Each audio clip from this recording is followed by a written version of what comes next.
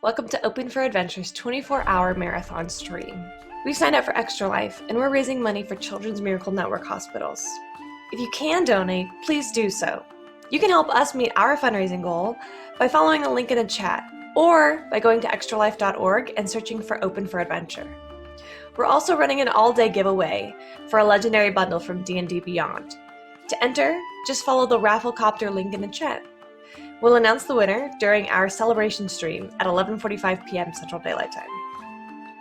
If you like what we've got going on here, please share a link to our stream on your favorite social media, and sit back, relax, and enjoy our show. Welcome to Open for Adventure.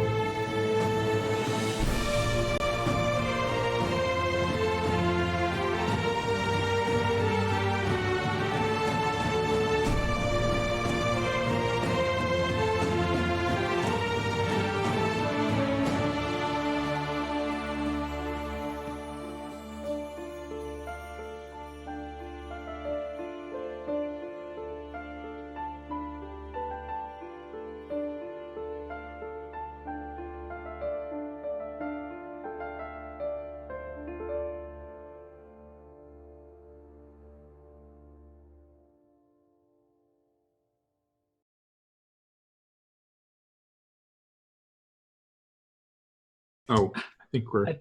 Hey! Hello. Oh, I think we're. Hello, everyone. Welcome to O for A's Extra Life charity event. We are on our, God, what is the math? 19? Sure. Let's say that. It's a lot. 7 p.m. Central Time. We are in the final slot. I am your GM for the evening. My name is Connor Tibbs, and these are my wonderful players. We can just go around and introduce yourselves, and anything you want to plug. Let's start with Mindy.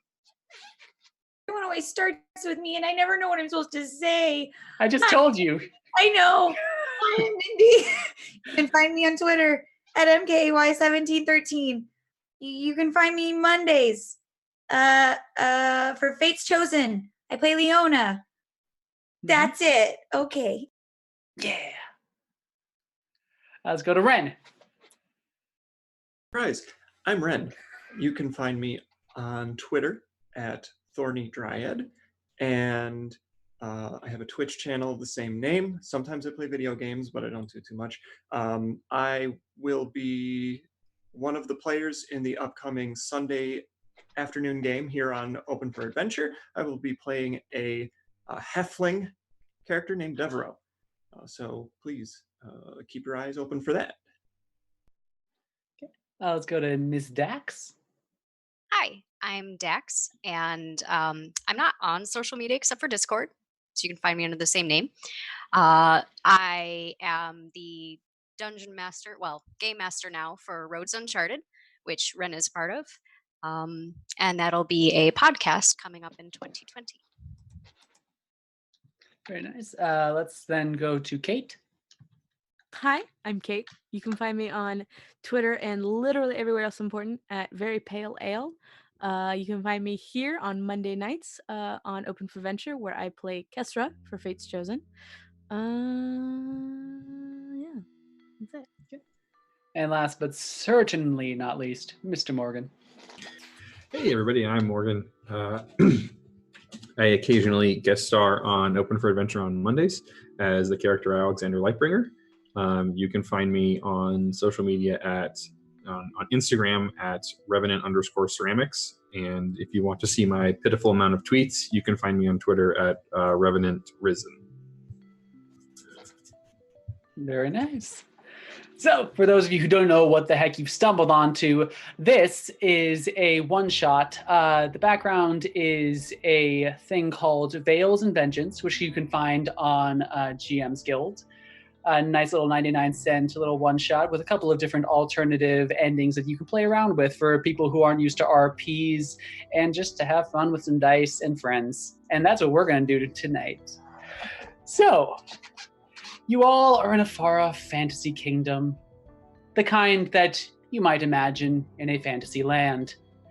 You are all traveling to your dear friend's house, or castle, rather, of the Princess Marikara.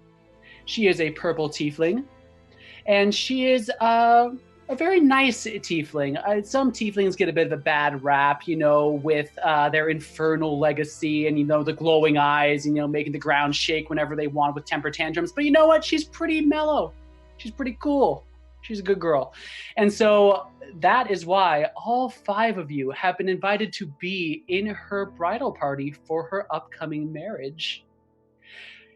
This marriage is to a half-elf barbarian, a Prince Kali.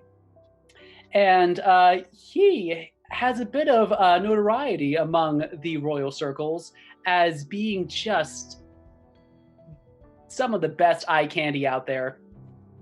He got the hair with the L'Oreal Paris. It's blonde, it's the feathered, it's Fabio-esque. He got the body and that ass. Ooh, that ass. But you know what? He's putting it all away apparently. And you know what? Apparently Marikara was able to lock it down. And this morning, when you all arrive, you are there to support your girl in her holy matrimony at the castle in this kingdom far, far away. And you are, in fact, all lined up to arrive at the castle outside. And I think, let's start in a reverse order. Princess Austral, you are approaching the entrance to the castle, and you are riding your steed. What do you look like? What do people see? So, as I approach, I am a fire genasi. So I have a kind of dark red skin and kind of brown hair, and it's kind of feathered up a good bit, a little bit of a pixie cut, and I am wearing a gold tiara that looks like almost like it's set into my skin almost, just a little bit, with 3 large red rubies going across the top. I'm wearing kind of very flowing red robes, vibrant, various colors of red, and then some yellows and whatnot, and tried a kind of ash brown dire wolf, and very, very kind of confident, very haughty, very imperious as I'm coming into town. Mm-hmm. And you see, as you do, there seem to be 2 large groups. The largest of the group appeared to be a just like kind of slathering group of sort of teenage girls and elderly women who are just like holding up signs and picket fences, holding "We love Kali," and just basically the outside of like a Justin Bieber concert, apparently waiting for his arrival as well. However, there are a few people who come to greet you, including what look like bards who have like hovering crystals hovering behind their shoulders, apparently maybe podcasting or something of that nature. One of them runs up to you. Princess Austral, oh, you're looking gorgeous. How do you feel this morning? Tired. I'll try and make that funny in a song. But really, is there anything else you can tell? How do you feel about the princess's upcoming marriage? Thrilled. Well, there you have it, folks. A woman, a few words, but a fiery passion buried deep, deep, deep down. Princess Austral. And the bards wander off to look for maybe some easier pickings for quotes for the day. And they find the next princess. That is Princess Bea. Princess Bea, what do you look like, and what's your ride coming into this castle? So, I I have very, very, very, very, very, very, very, very, very bright red hair. I've got some super cool face paint that just kind of, it's a little squiggly today because it's got to be a little, a little fancy from a friend. It's so nice. I am wearing my signature bright green tutu. Signature tutu, that's what I'm known for.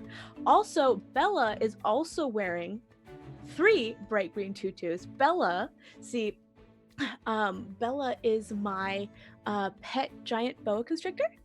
The fact that her head is the size of my entire body just makes her even better. She is green and brown and gold, of course. She's got a tutu behind her head, a tutu right behind where I sit, around her waist, of course. And then one teeny itty bitty one that I've had to like sort of glue sometimes to the very, very edge of her tail. It's very inconvenient when she sheds, but it's fine. And she's gargantuan and ginormous, and I love her so, so much. She's also very hungry because I haven't fed her in 3 days. So, what would you like to say? Please, ask me any question you like. So at this point, you see what looks like a woman, maybe in her 30s with blonde hair, come up. Hi there. Oh, I'm here to sort of get a little tidbit on what you are feeling about today's nuptials. What can you say to us, Princess Bea?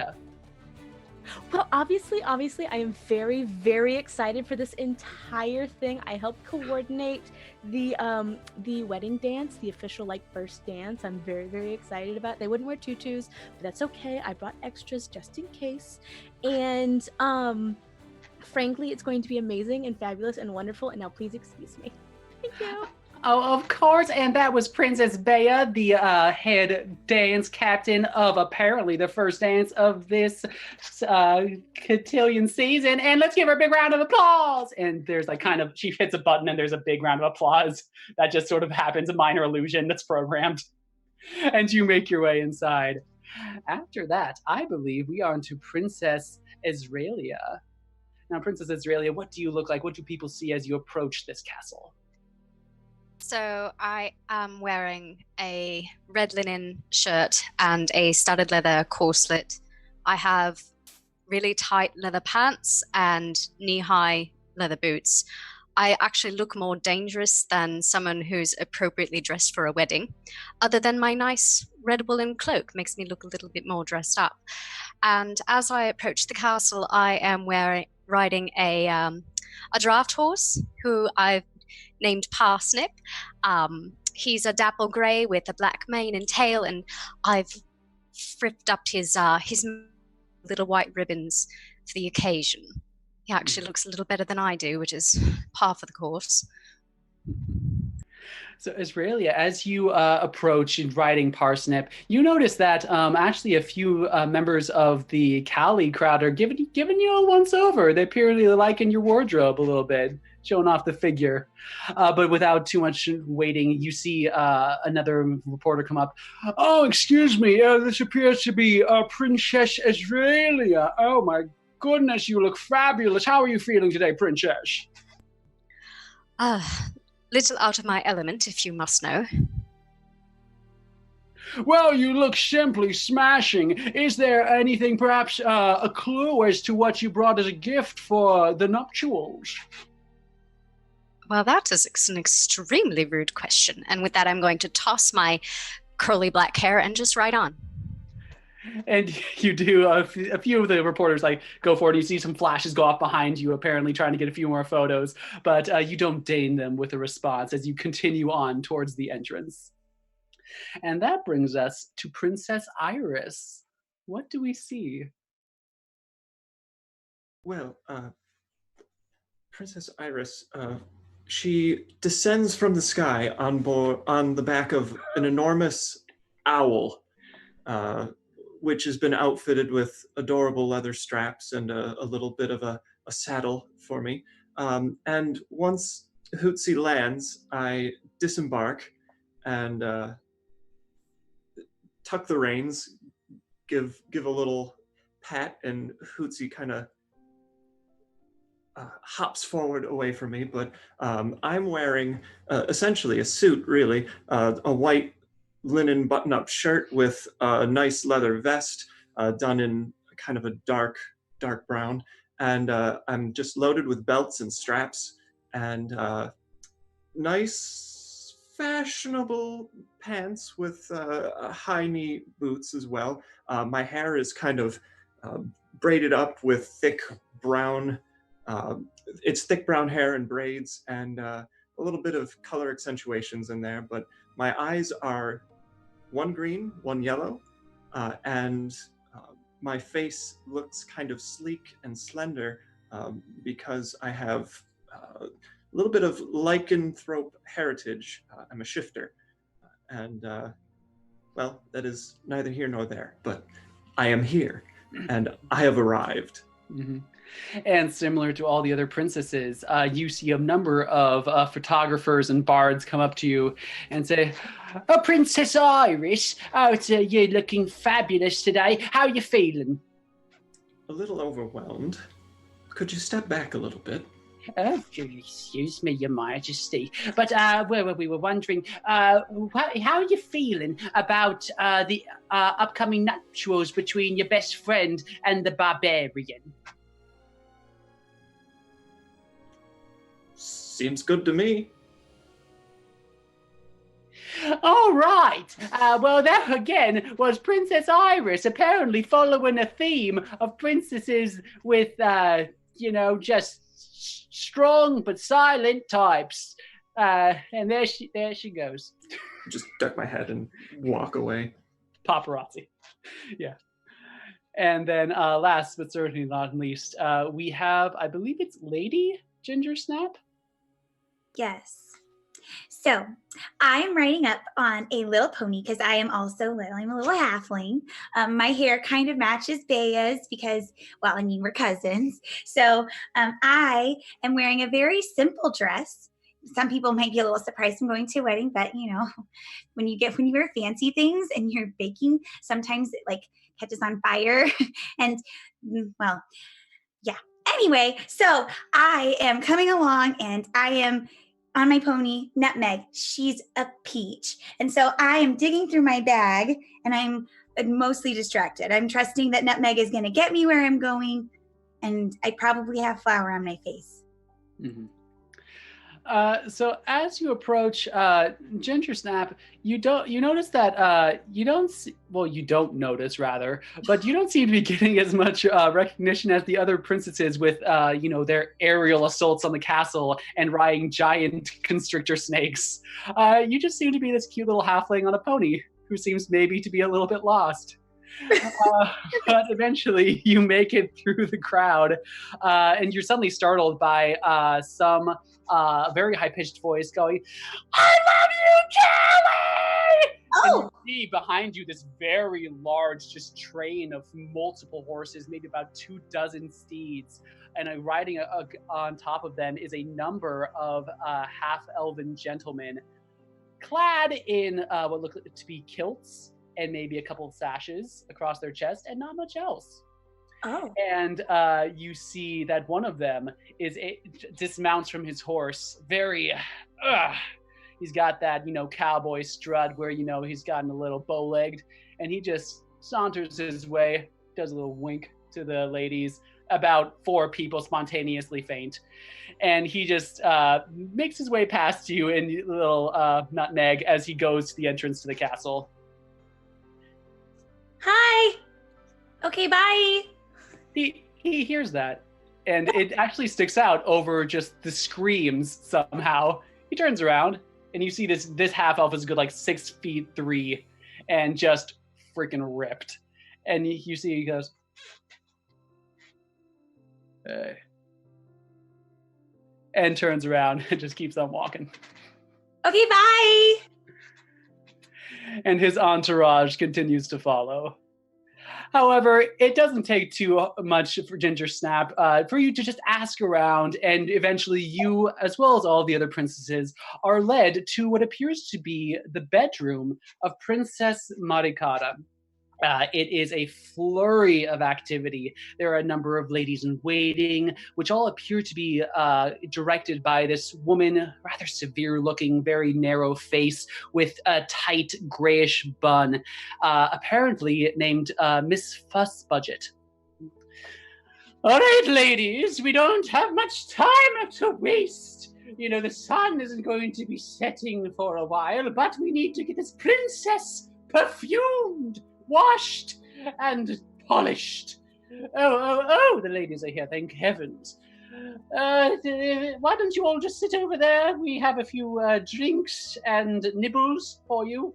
And she goes back to her ladies in waiting. And you see Marikara. She is currently standing on what looks like a stool in what looks like one of the most restrictive corsets you have ever seen. It goes about from under her armpits to almost her knees.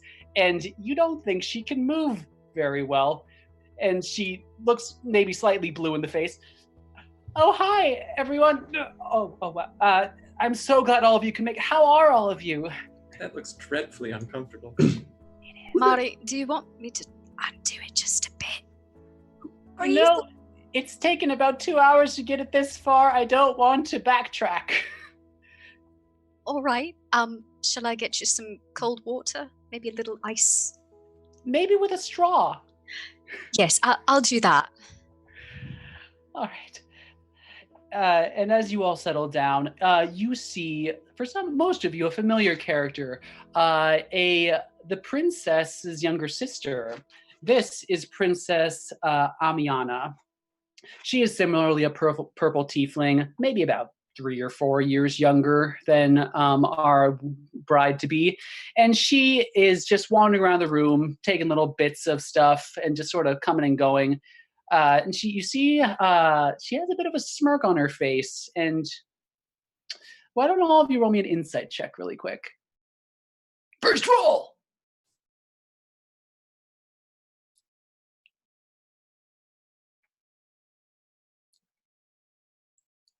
That would be a 15. Okay. 9. Hey, me too. 15. Okay. 17. Okay. So the 15s and 17, you think she seems awful smug. And whenever she is doing her little smirk, she seems to be looking towards her sister.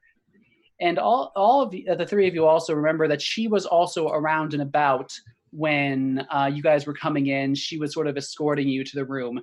And you think something's maybe up. Amiana, Yeah? come here, girl. Oh my gosh, just because you're bigger than me doesn't mean you get to boss me around, but okay. What do you want? What are you planning? What? Oh my gosh. Astral, you are just like so that person, aren't you? Don't try and lie to me, girl. What are you doing? You do not want to get on my bad side. I will not see my dear friend's wedding ruined for some trick. Aren't you a girl too? You shouldn't insult yourself. It's true. Astral gets very hot under the collar.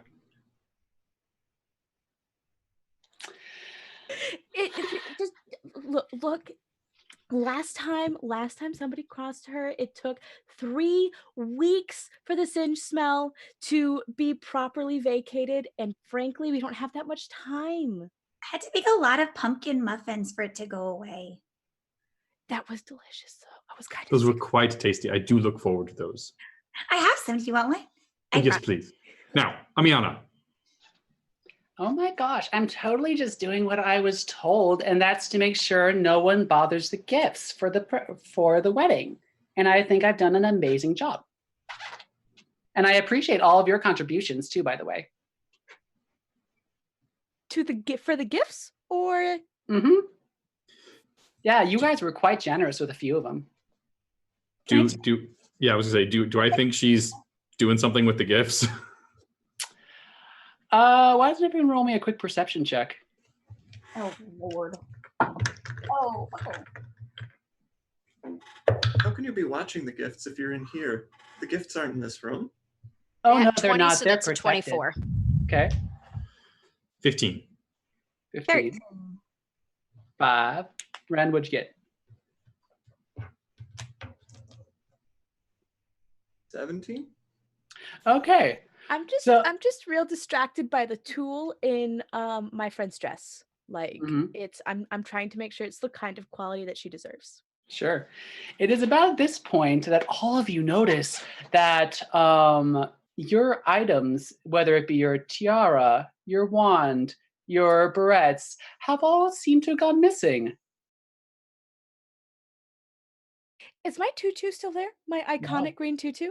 No. How the flip flop did she get my tutu off of my waist? How am I supposed to bake without my spoon? I would like to sidle up really close to Amiana. Amiana, what have you done with our possessions? Do you know Your what I can do? possessions? Yes. Oh my gosh, I my thought they were your gifts. You're brighter than that. I don't believe you. And if you I don't tell mean- me what you did with them, you know what I can do. Oh my gosh, it's not a huge deal. I mean, as I said, I'm just making sure they're protected so no one takes them. Then where are they? Downstairs. I can show you. Or you can bring them back, Ooh. like a good little ooh, girl. Ooh, I can't do that. And why not? Well, because in order to make sure that they're safe and everything, I had to make sure that no one person could get them, not even me. This is by far the stupidest thing you've ever done. You silly girl. The Party only thing, games! the only thing that stops me is my love for your sister. I I don't know have about you, Astral, but I suppose after the wedding we could deal with her just the way we like. I think Perhaps. yeah. I'm gonna pass out cupcakes because everybody's getting really angry. Oh, thank you. I have sponsorships writing on that tutu. I don't think you understand how much that tutu I'm gonna shove a cupcake in her mouth. Do you have any idea how old my gloves are? I'm not really into antiques. Do I have the cupcake in my hand? Or muffin? Sure. I smushed it in your face. Oh, that's not where that, Atiana's face. oh, that's not where that. She lets it happen. And you see, as a tiefling, the ground beneath her feet starts to just steam and smoke a little bit as she just slowly wipes it off. I've seen that trick before.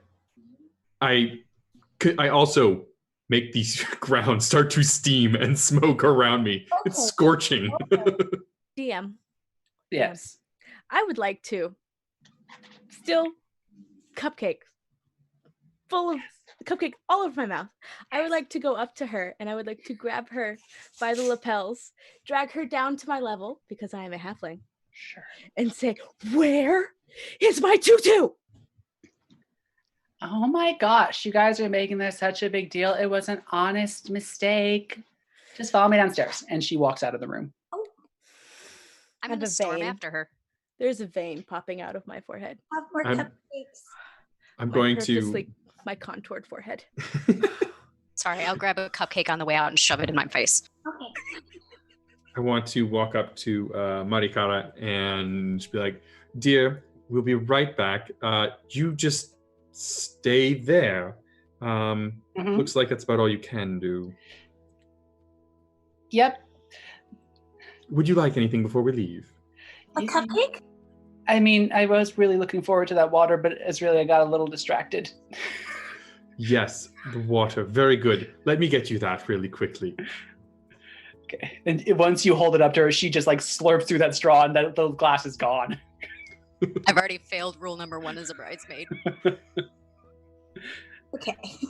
Just Um, don't forget when you're wearing that much tulle, you have to step out extra before you put your foot down. Step out extra before you put your foot down.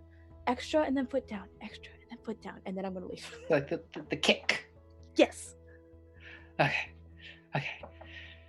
And so all of you follow Amiana down and down and down the central grand staircase, and it just spirals further and further down. You realize you're going below the ground level, 1 level down, 2 levels down.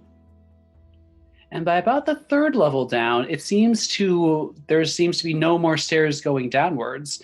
And in fact, it leads off into a dark hallway that seems to just go straight into darkness. The last torch appears to be right on the edge of the stairwell. But that only gives you about 20 feet of bright vision and 20 feet of dim vision. So here we are. All of your stuff is just a few things I put a little close, and the other stuff is about further down that way. I have dark vision, so do I see that she's telling the truth? You are able to see at the edge of your dark vision something maybe shiny on the floor. And also with your ranger senses, I will say that you're able to hear just barely this tiny little squeaking noise coming from down the hallway.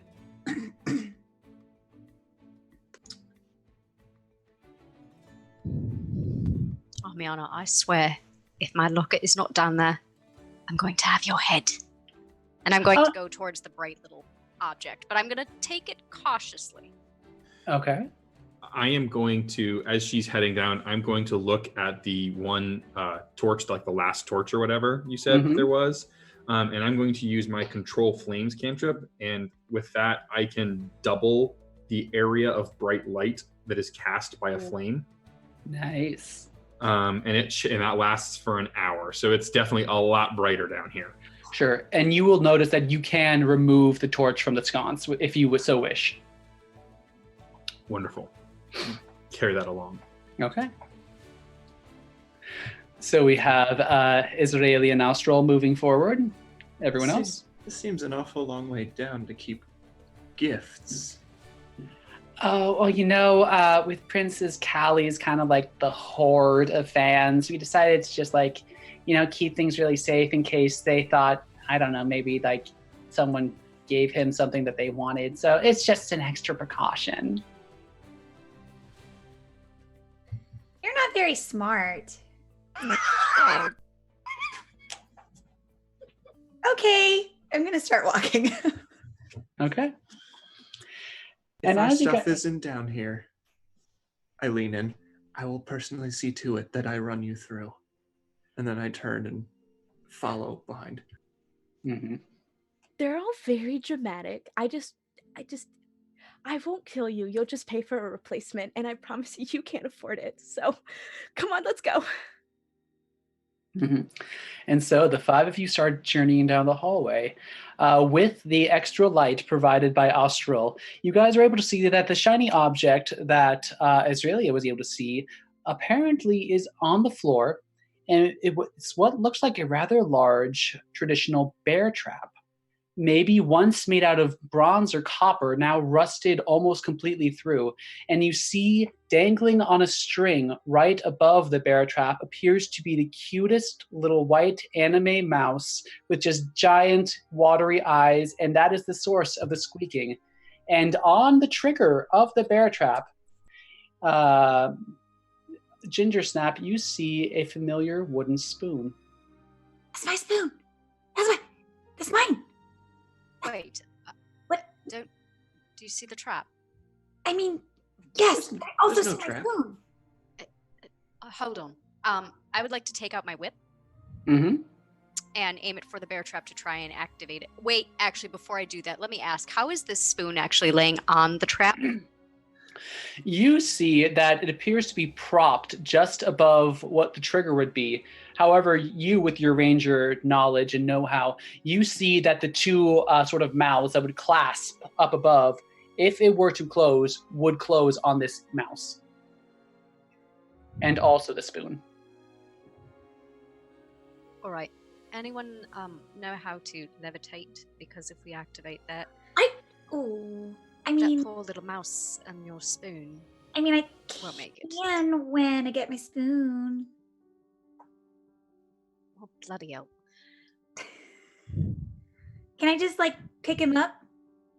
How close is he to the trap? Can I just You guys are about 20 feet away, I'd say, from the trap.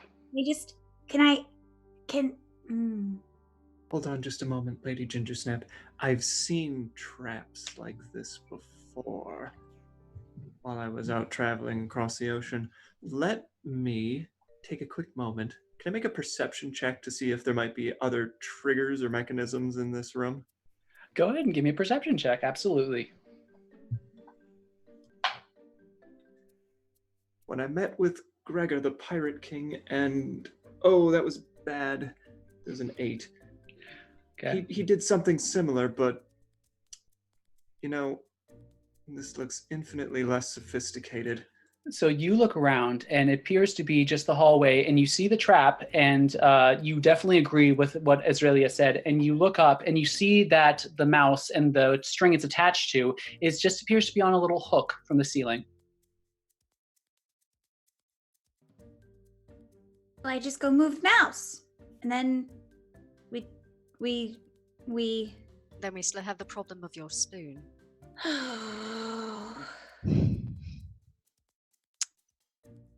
We could save the little life, yes? So, who has the... It's not that far in, right? We could just reach forward and pluck it. Can I? It looks like you could, yeah. Why don't we just, instead of trying to take the spoon off of the trigger, why don't we just grab one of the closing sides and just pour it off? I mean, is it tied to the trigger? No, the spoon seems to be sitting on it. However, you get the feeling that if it were to be moved, the trigger would trap. The trap would trigger, and it would close. Okay. On the spoon or on the mouse and the spoon. Okay. Did we move the mouse? The mouse is just dingling, and he's whining and screaming his cute and most adorable little mousy way. You start to hear another squeak from my hair, and another little mouse kind of pokes its head out. What? Sprinkles, it's okay. I'm gonna fix it. And I'm gonna push Sprinkles back into my hair. I need to help this mouse though. What if I'm gonna dig through my pack and pull out a crowbar, Mm-hmm. and I'm gonna say, what if we activate the trap using this? We might be able to keep it from damaging the spoon, and we could shift the spoon out Okay. after we rescue the mouse. We get the mouse. I mean, It is a mouse, folks. It is a life, is it not? Sprinkles would say yeah. Lives are lost. But fine, it's a mouse. Just pull it out of the way and let's trigger this thing. I'll go get the mouse.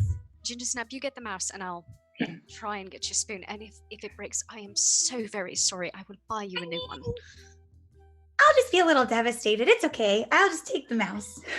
So as the two of you walk forward, you are walking down the hallway, and as you approach, you're stepping very lightly, and suddenly you feel the floor consistency change, and you realize that what you thought was a floor is just a sheet of fabric painted to look like the floor, and you fall. I need both of you to make two dexterity saving throws. Oh, God. Oh, perfect.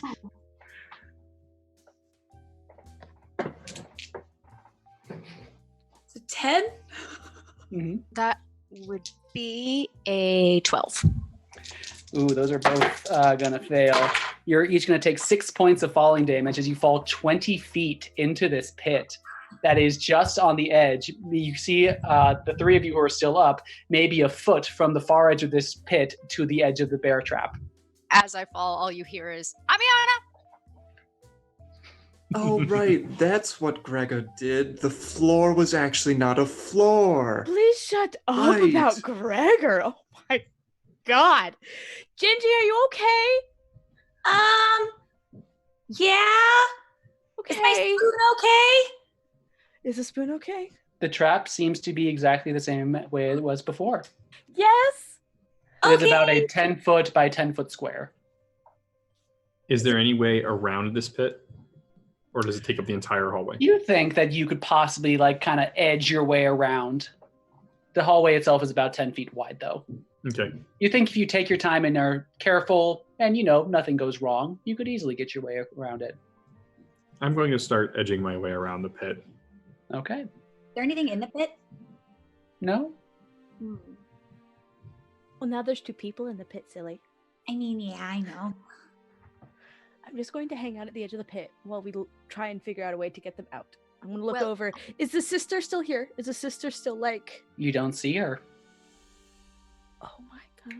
Of course she ran. Why would she hang out? All right, you people that are up there not doing anything, catch this. And I'm going to toss the end of my rope up.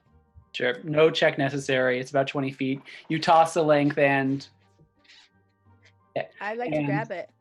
Bea is able to grab it with her impressive strength. And without too much trouble, you guys are able to secure it, or else the three of you hold it up.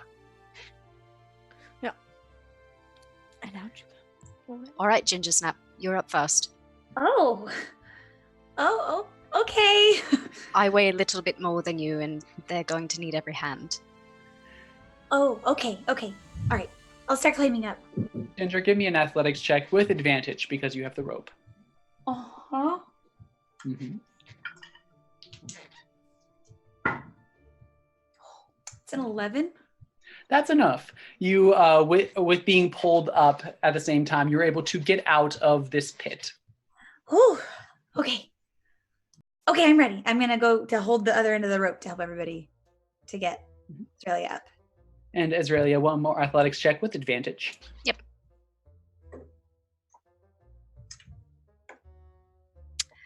Nat 20 for a 22. Oh yeah. Just feeling the rage of being separated from your locket by this annoying valley girl little punk. You grab onto this rope and just start running vertically up of this wall, and you jump up and actually leap over the heads of your friends who are holding onto the other end. 3-point landing on the other side. Smooth your hair. Nicely done. Thanks. Now, where is that little horned bitch? You do She's not mine. see. Roll me a perception check really quick, or survival, your choice. I'm I'll go so with perception. frustrated. Another nat 20, 24. Holy shit. You do not. So let me see. I was going to tell her that her scarf was atrocious. It did not go with the dress at all, but I didn't have time because of my doo-doo. It's fine. I'll tell her later. With your nat 20, Azraelia, you hear maybe further down from whence you came, maybe around the final corner of the hallway, just the slightest little bit of giggles. It's a good 60 feet away from you, though. 60 feet. 60. Okay.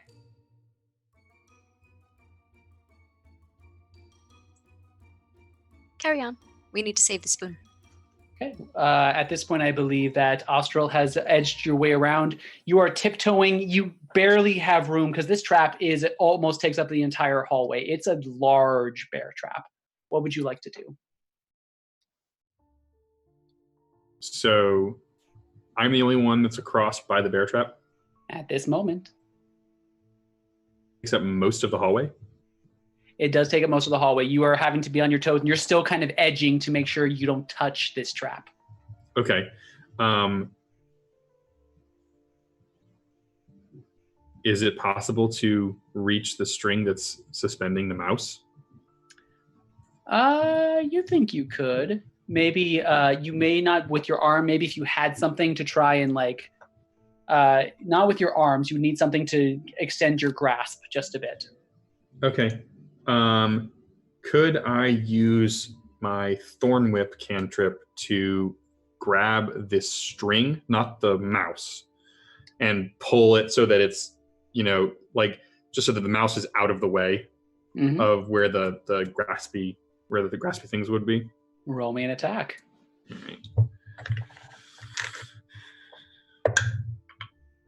Natural 20. Ooh. Do you want to? How you want to do this? How you want to do this? I just want this. I just want to kind of. I just pull a little flower out of my lapel. It's a rose, and it just, and it's like basically like just a rose vine shoots out and wraps around the string, and I just pull the mouse out of the way. Like, can I see any what are they called? Brackets for like the torches that I could like tie it off onto so that it's out of the way so I still have my hand free, or I would say you do see them. They are currently empty, but yes, they are there for you to use if you so choose. cool. Then I'll kind of like just snip the whip while it's still attached and just kind of tie it off to one of those so that it's out of the way, but I have my hands free. Sure. Anyone else? Yu Yu Hakusho fan? Kurama, the Rose Whip? Flashbacks. Okay. Other than that, so it seems the mouse is safe from danger. What else? Does anyone else want to do something? I just want to get around. I want to get to that side where the trap is. Sure. Taking your time. That is no problem. And you are, again, this trap would take about 3 of you laying down to get from Toad to the end of it.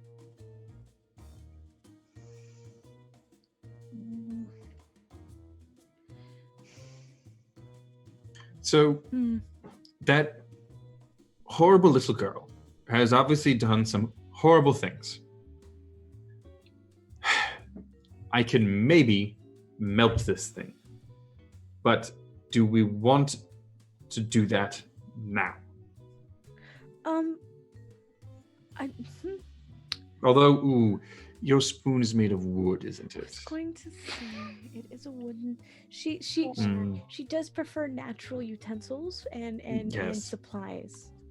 So- Of course. No, I totally understand. So I probably shouldn't do this. I mean, I don't know why I didn't suggest this earlier, but I could maybe get up underneath it, climbing. Is it? So there's a pit. Is it a suspended column or is it like a stone column in the middle? No, it is more like the floor just continues onward after the 10 by 10 foot square of the floor that just drops out. I could try and disable it. That's a thing that I can do. Sorry. It is. Okay. Well, thanks for Do- speaking up, Iris. I Yes, do speak appreciate up it. sooner. Well, I wanted to make sure everyone had a chance to feel like they were contributing. And it's not gonna hurt my spoon, right? Well, assuming I disarm it. No. Okay, don't mess up. Yeah, no pressure. I'll sidle up around the side and So this get will be close to try and disarm it with my thieves' tools. sure thing. This will be a thieves' tools check. Will anyone be assisting Iris? I mean, I'm no. shocked people are shaking their heads. I mean, I would be trying to. I'm not going to be any help. Okay. I mean, if we're going to be cheerleaders, yeah, sure. Yeah, we could like do it, if, but if assisting means I stand over her and manage her. Don't- No, you're don't doing do it wrong. that, Just don't do do that. better. Do better. No, watch your Don't break fingers. it. Which attribute do you want me to? Dexterity. Key it It'll off. basically be like your sleight of hand, except if you have like your expertise in thieves' tools. I don't, but I rolled a 14 plus 5 for 19. And so there are a few 10 seconds of Iris just looking and examining, trying to feel where the mechanisms lead to. There, with the springs and the switches, and she puts this tiny needle inside one of the main little mechanisms, and she starts slowly twisting. And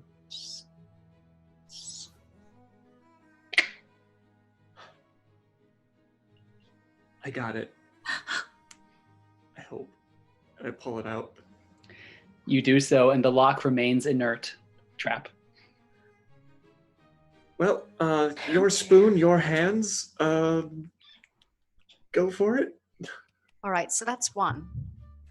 I guess that was pretty impressive. Oh, Where's okay. the rest of our stuff? There You aren't see any the like doors or hallway. anything, right? Well, we No, the hallway just continues further down. do we see any more like floors that aren't really floors? I mean, everyone who wants to can give me a perception check. Oh no, I'm gonna look around. Guys, oh, I'm not gonna look around. 19. Mhm. I am plotting my revenge with a 7 and not paying very much attention. I got a 4. Okay. Okay. 5. So this is really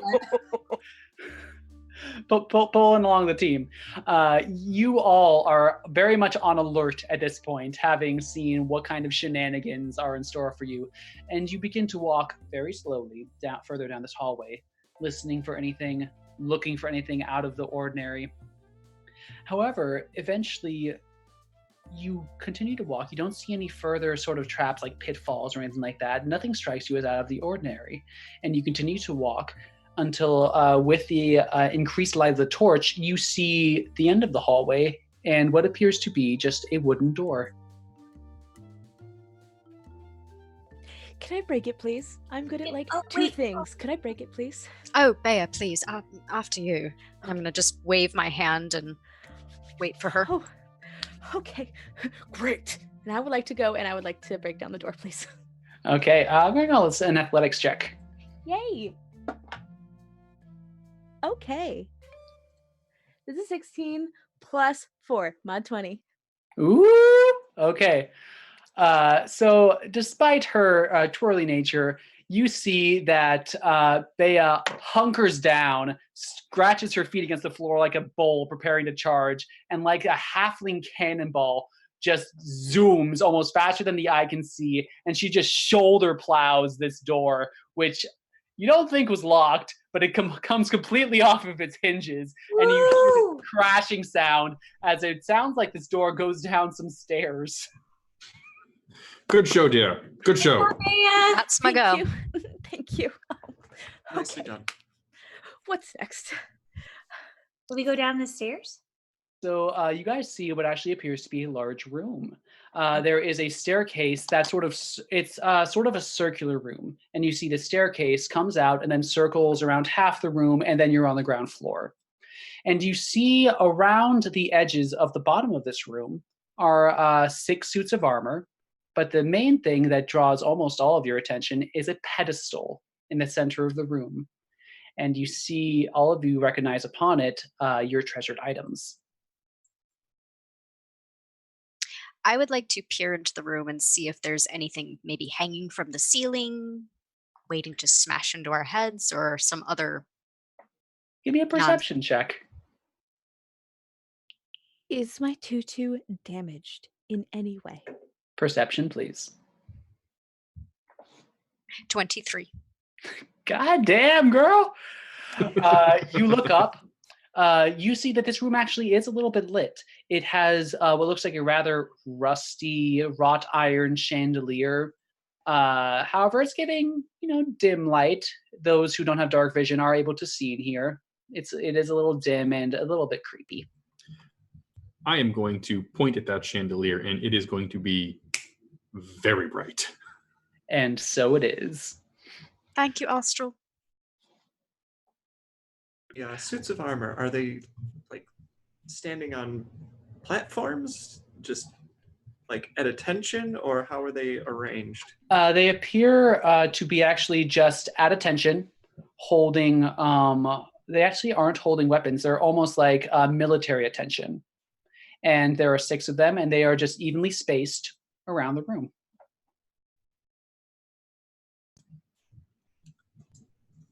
I don't like this. No, this is entirely too easy. That young girl is an idiot, but she obviously has quite a mean streak. Do we know where she is? Have we seen her, DM? Have we Oh, caught any? she ran back down the hallway, Bea. Oh, I wish she I would heard go. some giggling earlier after I got out of the pit. I have some very precisely worded, devastating comments to make when I see her again. It's gonna be amazing. Oh, stupid. I'm looking forward to it, dear. Well, I think our only option is to move forward. Do you not agree, ladies? I do. Would anybody be too brokenhearted if perhaps I maybe shot something at one of the suits of armor just to make sure they're not going to get up and start fighting? Not at all, dear. All right. Unstrap my longbow, Mhm. pull out an arrow from my quiver, take aim at the closest one, Sure. and let it fly. Roll me an attack roll.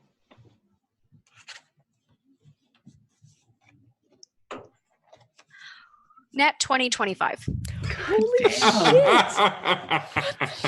Okay. Just wait. The rolls will like hit the floor in about an hour. They always do. Let's see. Amazing. Okay.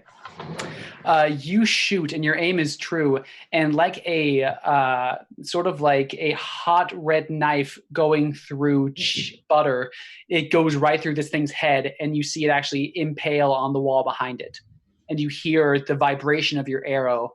But once it stops, the room is once again silent. Well, you've successfully put a hole in the head of that suit of armor. It looks like Well, he's it's- stuck on the wall. All right, so at least that one's not going to do anything, and perhaps we're safe with the rest. Yes, who knows? So Um, I have exactly 2 talents. One of them is color coordination, the other one is destruction, and this room is already terrible. So if you don't mind, I'm going to take a few steps forward and we're just going to see what happens. Well, Sure.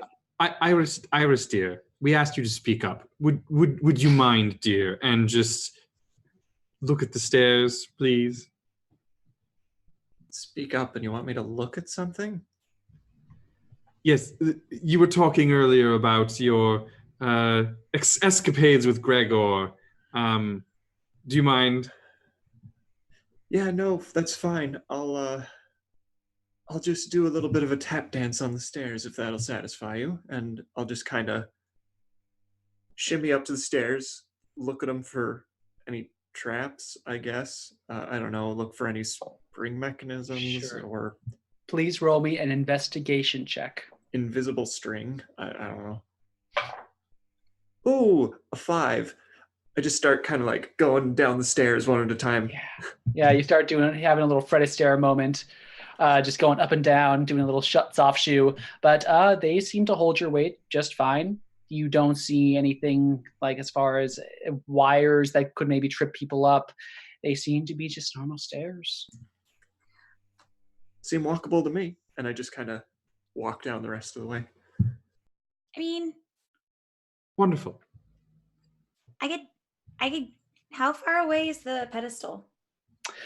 So this room is about 60 feet of a diameter circle, and the stairs maybe about 30 feet from the top to the ground floor.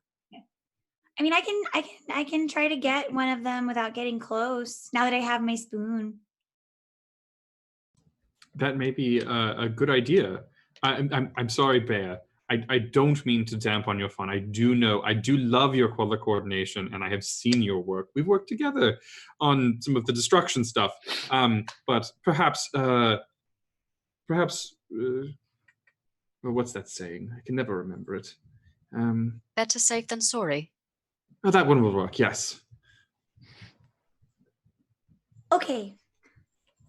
Sorry, cuz I'm gonna cast no. Mage Hand, and I'm gonna try to get just one thing at a time. And I'm gonna go for the 2/2 first, because I've already ruined Bea's fun.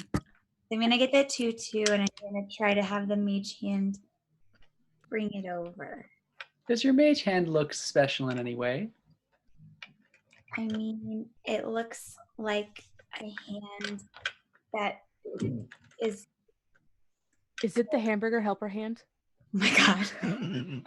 Honestly, to be really honest, this mage hand might be like outfitted with an oven mitt. But it's an oven mitt hand. Yep. It's practical.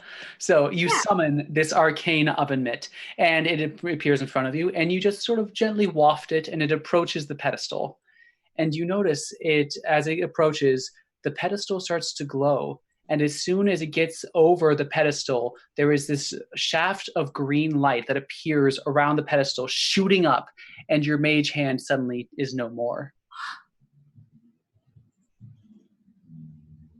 Oh, Can we- bollocks. Can we tell do we have any idea what the green light was? Anyone who wants to can roll me an Arcana check. You do notice that your objects appear unharmed. Is it supposed to do that? I Don't know, but that color is copyright. I'm gonna reach. Imitation is the best form of flattery, Bea. Don't forget that. I'm gonna try to get Sprinkles to come out. Sprinkles. Sprinkles. Hey, I need you to do me a favor. Can you go over there? But if it starts to glow, run back really, really fast.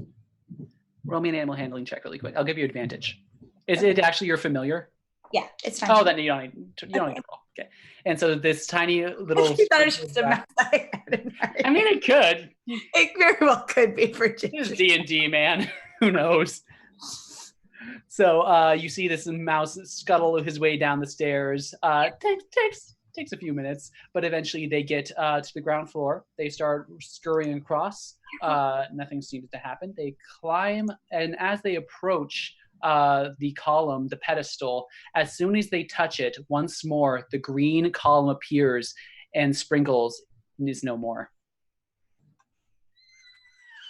Is Sprinkles okay? I mean, he's coming back, right? Ginge? Definitely don't think that's supposed to happen. Bitch is going to no. die. I'm just gonna. Did anyone roll an Arcana check? I rolled a 15. I rolled a 5. Okay. I will say, Bea, with a 15, and having seen what you just saw, you believe that this is some sort of null magic effect, and that anytime magic is introduced to the area of the pedestal, it will be nullified.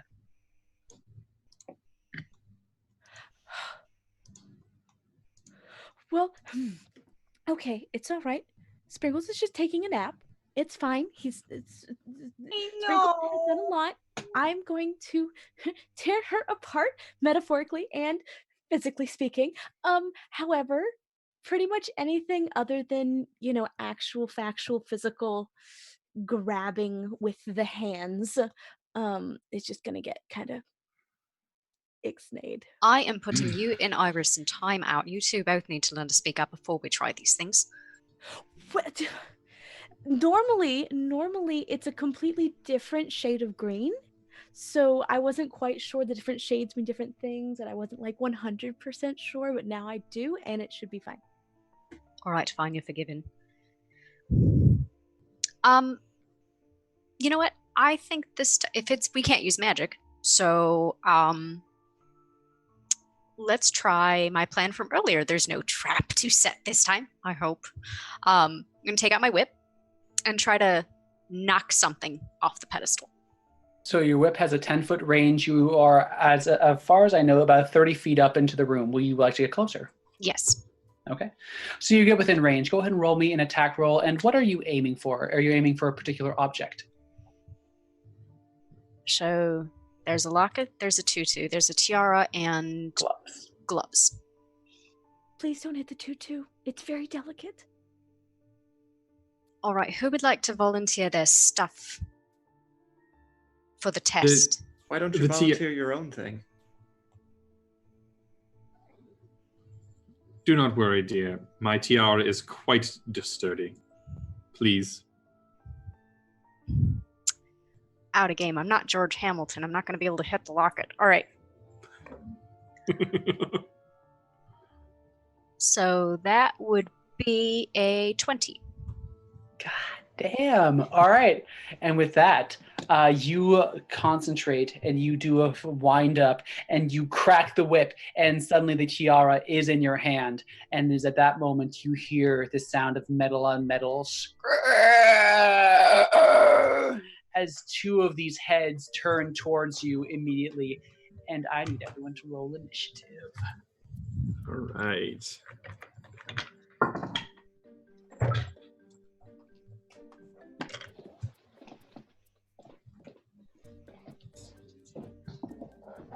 $21. I'll ask for him. Don't worry. Oh. Okay. Let's just do these guys. Ooh. Okay, anyone 20 and above? 23. 21. And Iris. Okay, 15 and above. Oh. 16. Okay. This is June. 15. Okay. 9. Yep. I got you, cuz. Oh, that's right. I can see the names there too. That makes it easier. Okay. All All right. Quick question before we totally Yes. get into it. Could I say that, considering I was offering up my thing, that I was next to Azraelia? Sure thing. I will say that at this point, halflings. I feel like Bea would probably get down there too. Where do you guys want to be? As far as like on top of the stairs, on the ground floor? I'm sitting on a stair eating a cupcake. Okay. I would have Iris? backed up the stairs just a little bit, so I still had the room in sight, but not quite in the room. Okay. Iris. It's really just ground floor stairs. Ground floor. Went Okay. downstairs, so. Oh, I'm ground floor. Okay. And so, Princess Azraelia, you are the first to act, and you see these 2 of these 6 objects come alive, and they, with you holding the tiara, one of them is maybe 10 feet away from you and starting to move forward. What do you do? I'm going to cast Hunter's Mark on the one closest, Okay. and then I'm going to take a pot shot with my bow and arrow. Give me an attack roll.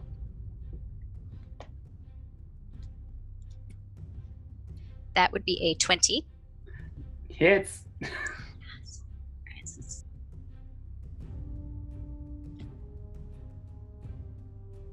So that will be 8 points damage. All right, so once again, you shoot, and you try to aim once more for the head to possibly pin it back like you did the other, but it hits the shoulder, and one of the pauldrons just goes flying off, and you see that within this suit, there is no human. It just seems to be empty space, except for a few sparks of what looks like arcane energy.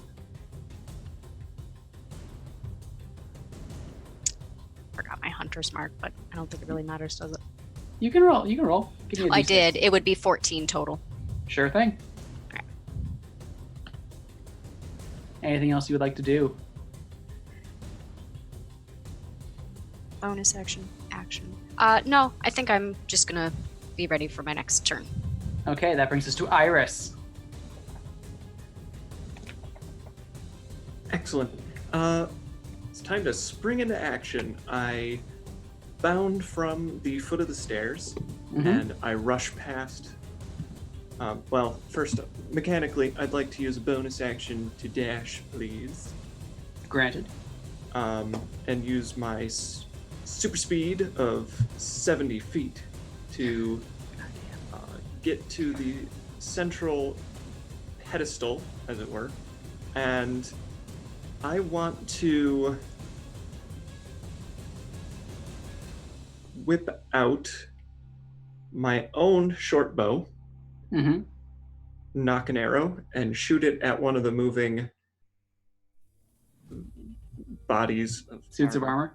and hopefully hit. Let's Give me an attack roll. And come on, Grace.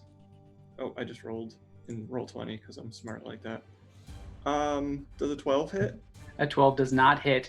You shoot, but your arrow is deflected off of the breastplate of this suit of armor.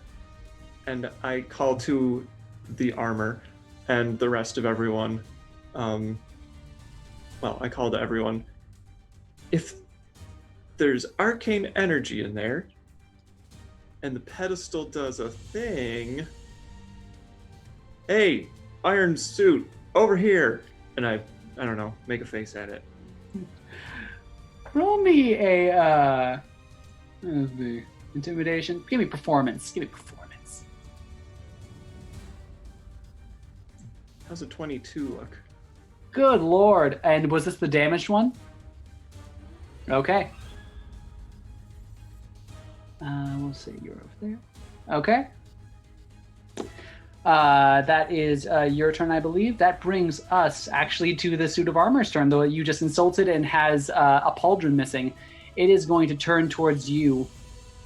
And let's see. It is going to turn towards you, and it's going to start running towards you. And as you see, as it does, the green column once again activates. And I need you to roll me a dexterity saving throw as these spiked pieces of armor, while inanimate, just come flying at you with its momentum.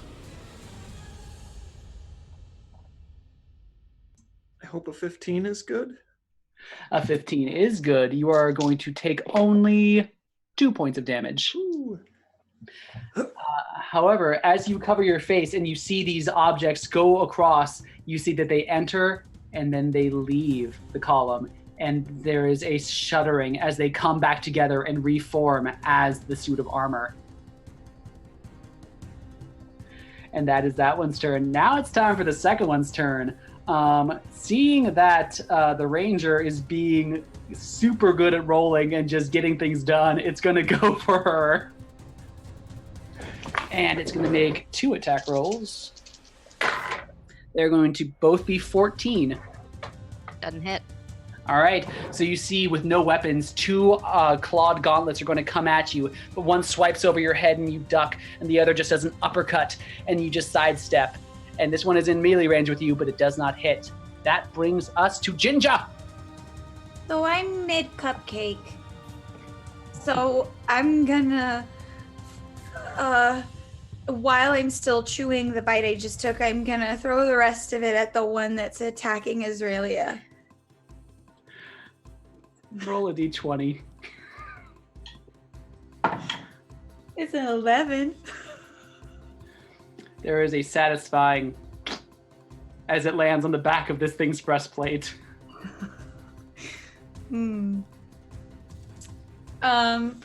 I would like to bonus action use my culinary excellence, Mm-hmm. and I would like to swap out. I had it. I have too many things open. Swap out a spell. One of your prepared spells, yes. One of my prepared spells. Yes. So this is something, Mindy, we homebrewed a baker's wizardry class. And so what she can do is she can eat or give one of her confections away, and as a bonus action, as a wizard, she can switch out. Threw it at him? I kind of gave it away. Totally works. And as a bonus action, she can switch one of her prepared spells for one of her unprepared spells as a wizard. So I'm gonna. You still have your action. I do. Oh! It's a bonus action. Well, I threw my cupcake. I wasn't sure if that was my action. Okay, perfect. I would like to then. So I'm about halfway up the stairs. Can I get to a place where I can hit this? Oh, but he's in melee with Israelia, right? Yep.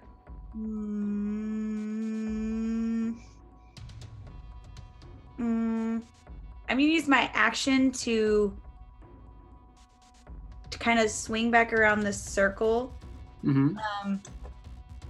I'm hiding behind my spoon, but I'm trying to kind of go back to the one that reformed on the other side of the column.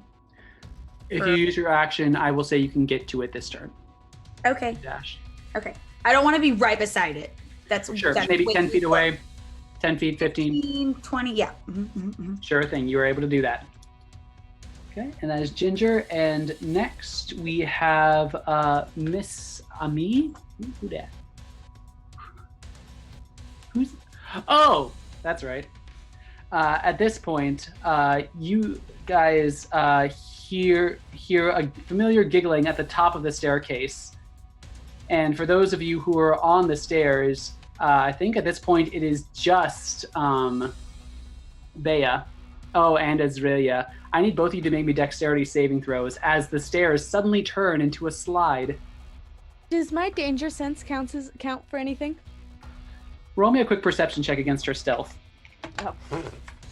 Oh, 19! You're able to win. I will give you advantage on this check. Heck yeah. 23. Okay? Dexterity saving throw? Dexterity saving. 15. Okay, so you guys, I will say with those rolls, you take no damage. You are prone, but you can stop yourself by grabbing onto the wall. However, this is difficult terrain, 30 feet, going from the ground floor to the top of the thing. And then she is going to turn to, who threatened her the most? There are 3 of you in that running. 4 of you. I was gonna say, I think Morgan and I. Everyone but Ginger. Yeah. Yeah. So she's going to turn to Israelia, and she's going to say, it's really funny that you think you can threaten me in my own home. Really funny. Give me a wisdom saving throw.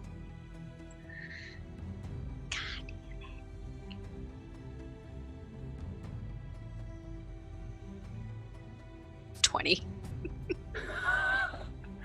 And so you feel this gurgling laughter inside you, but then you crush it down with your years and years of court life and just keeping a solid, stoic face and just say, what do you say in response? See, that's the better part of being your older sister's best friend. You mean very little. And you see her scrunch up her face as Tasha's hideous laughter has no effect on you. And then we go to Austria. That's not how you say your name. That's it. Wait. Wait, where's Bea? Bea, what did you roll? I rolled a 15. You're next. I'm sorry. Sorry, I just know that Austria rolled a 9. I remember that. Yeah. I went right after my You are cousin. next. So okay. So where am I, DM? Am I like in the middle of the stairs? Am I like? I will say you're what's going about. Yeah, I'll say you're in the middle of the stairs. So you're about 15 feet away, difficult terrain from the top, or 15 feet. I will say easy terrain, so you can use double your movement to go down because it's a slide. Well, you see, TM. What's going to happen is I am going to, with all of the decorum I can muster, which is a lot, frankly, I'm going to pull myself upright. I'm going to look the shitty little sister in the eyes, and I'm going to say, "You're tacky, and I hate you," and I'm going to rage. All right. So, Miss Kate, would you roll me a D100 and a D20? So, viewers, Kate decided to be a Unearthed Arcana type of barbarian, which is, what is it called? I forget. The Wild Soul Barbarian. The Wild Soul Barbarian, very similar to the Wild Magic Sorcerer. And so we have brought up a Wild Magic table. This one is a bit more elaborate. So it has the traditional D100, but it also has a D20. Now, depending on what she rolls on the D20, will specify how severe an effect that the Wild Magic will take. So, Kate, if you would do the honors. I am very excited. Oh, my God, 83. 83, what was the D20? The D20 is a 1. Oh. Okay. I don't know what that means, but it means something. If it's bad, I'm lucky, so I can roll it again. No, it's fine. We're just gonna go with it. Okay. So, Bea, as you enter this rage, almost seeming always foreign to you a little bit, with your just happy-go-lucky sort of personality, you tap into this just roiling, angry sea of magic that your ancestors were able to tap into, and it just comes rushing up like a giant wave. And you feel it start to engulf you, and you see your hands start to shimmer. And I need you to make me a wisdom saving throw. Oh, I'm so good at those. It's great. 10. What's your constitution?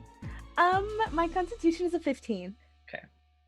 So you guys see that her entire form starts to shimmer, and you see white start to appear on her face, into her hands, and you see her start to grow.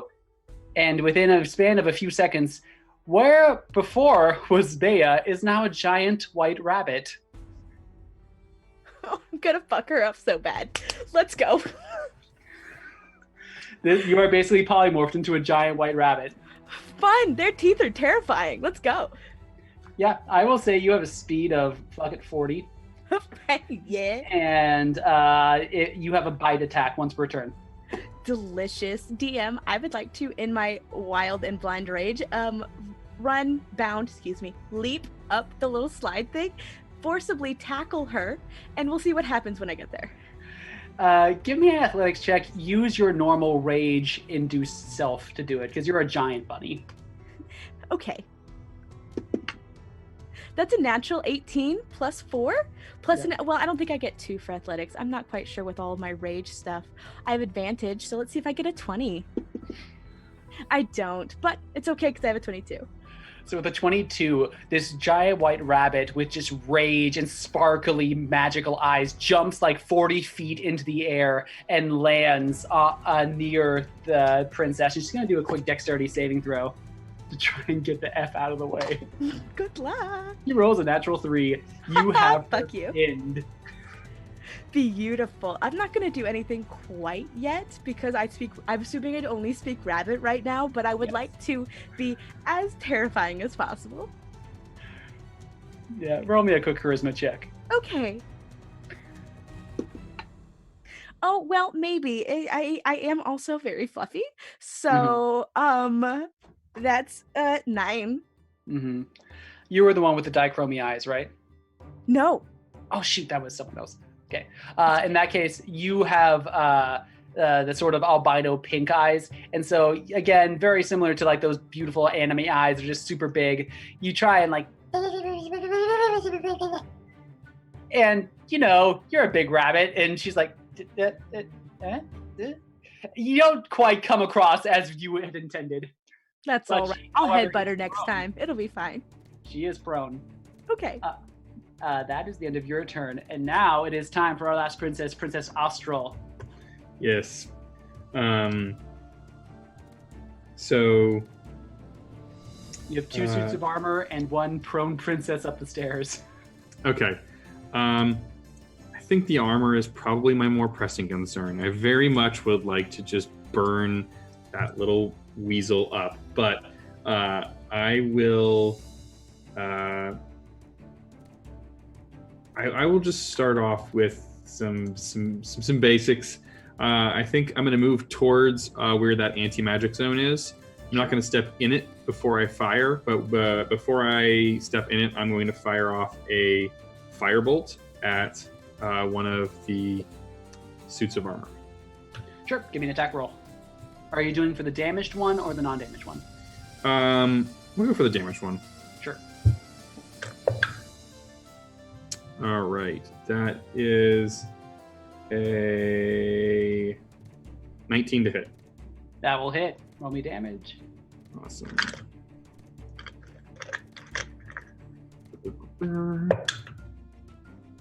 That is 6 points of fire damage. Ooh, this one is looking rough. Now with an arrow lodged inside it and just scorch marks, you see that it is bloodied. Okay, and then I'm going to, having seen Iris's kind of very intelligent idea, I'm going to then step into the anti-magic zone before the end of my turn. So you will notice that the anti-magic zone is not so much like a 5-foot square, but actually just encompasses the pedestal, which Iris is currently standing upon. So are you going to try to get up on top with her? No, that's fine then. Okay, I did not realize that. Then I will be near her at least, but I could make room. at least let's say 10 feet-ish away from the at least 10 or 15 feet-ish away from the suits of armor. Sure Yeah. thing. That brings us back up to the top. That is Princess Ezoya. What are you going to do? All right, so you said I was prone, right? You are prone, just holding onto the wall to make sure you don't slide down the rest of the slide.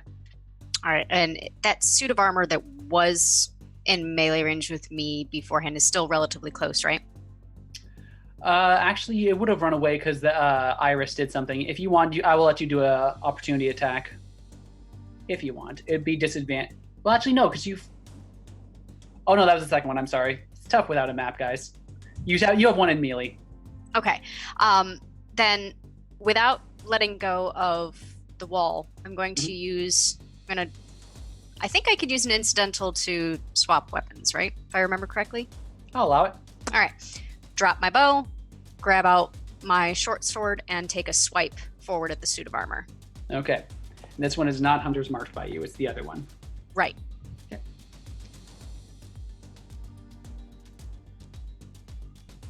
That would be a 19. That's going to hit.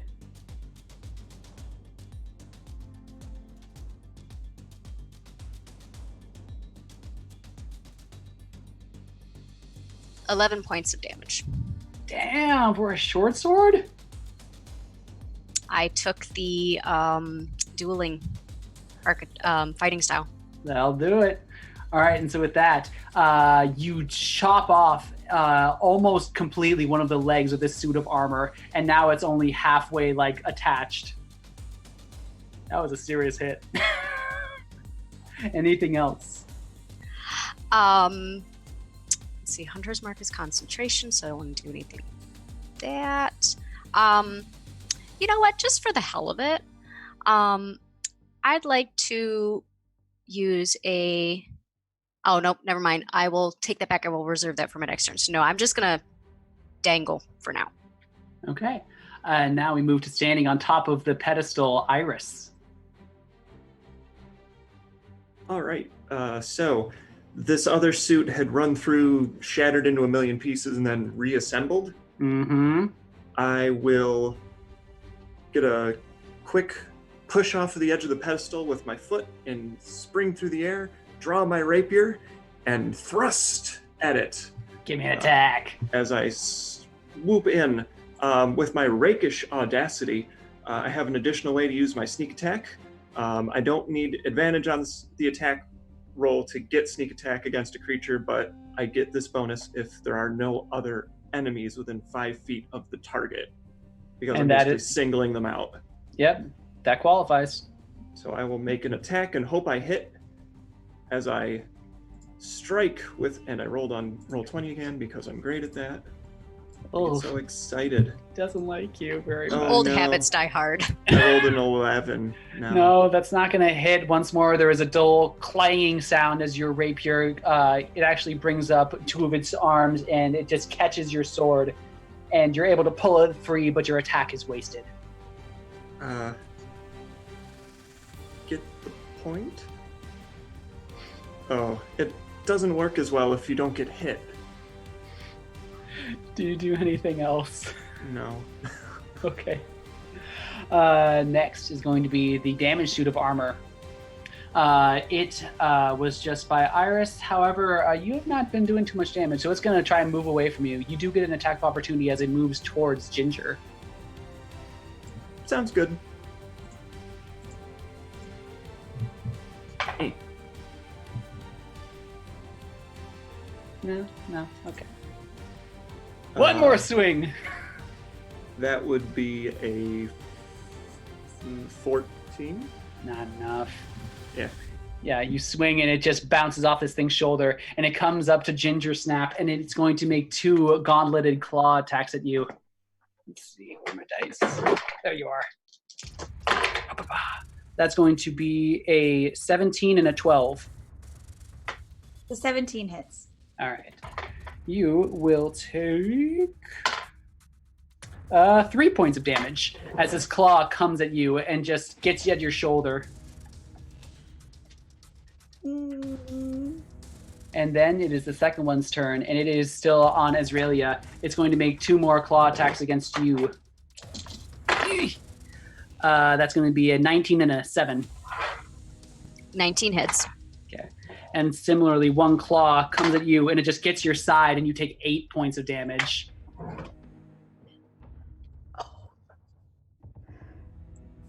You did that on purpose. No, just the dice being the dice. However, that is the end of their turn. And that brings us to Ginger. okay. That's not very nice. Then I'm going to go to put my hands over my ears and I'm going to cast Thunderwave. He needs to make a Constitution saving throw. Yeah, it does. All right, gets a +1. Here we go. That is natural 16 for 17. Yeah, it passes, but it's half damage. Yep, roll my damage. This is the damaged one. Do I? That's below me. Couple ones. But literally 2 ones. Oh no! The It takes one- 1 point of damage. But there's a big boom. It's really loud. Sounds really scary. And I'll just open my eyes and see, oh, Okay. It gives you a shrug, almost in commiseration. I'm just gonna hide behind my spoon. Wait, can I try to? I know. Mindy knows. It doesn't matter. Ginger's not scared. She's gonna try to run away. Okay. It will try to make an attack of opportunity against you. That is only an 11. Oh, not enough. I get All right. away. It swings, but you are able to use your quick little halfling feet to get out of dodge. I'm running wherever I can that's not near things that are gonna try to hit me. Sure, it's a pretty big room. You can find a spot where you are not at least in melee with one of these guys. Okay, that's my turn. Okay. That brings us to Princess Amiana, who's currently prone with a bunny. Ooh, she doesn't like that. Let me just take a quick little look at what she got. I have to ask, does this bunny have nasty pointed sharp tooths? I'll leave that up to Princess Bea. What? I mean, of course. So yeah, Amiana seeing this bunny with just super, almost saber-tooth long, 2 teeth just coming towards her, she's like, sleep! And so she's going to try and put the bunny to sleep. Let's see. Do I Giant have bunny. my HP? I'm going to say yes. And so she's going to roll 5d8. We'll see. See if she gets lucky. That is 9. That is another 9 for 18. That's 25 points. Boo-boo. No? ma'am. You gotta All right. try harder than that, sweetheart. And so with that, Bea, you feel this calming sensation come across you, and you feel that your thumper foot that's been going constantly with your rage just starts to slow down. But then once again, this ocean of magical energy and rage comes up in a surge, and you're wide awake again, and you see this now very scared purple tiefling underneath you. And she's going to try to, she's going to disengage, and she's going to try to slide down the slide, and she's going to try and knock over Ezrelia. Can I, with my attack of opportunity, attempt to headbutt her and knock disengaged. her out? Oh, I don't get that. She's Rogues. gonna have her pin. Fine. I didn't give you grapple, that'd be too much. That's all right. I'll catch Shatter up. prone. I think you will. Ezrelia, roll me a dexterity saving throw as this tiefling is just trying to slide home.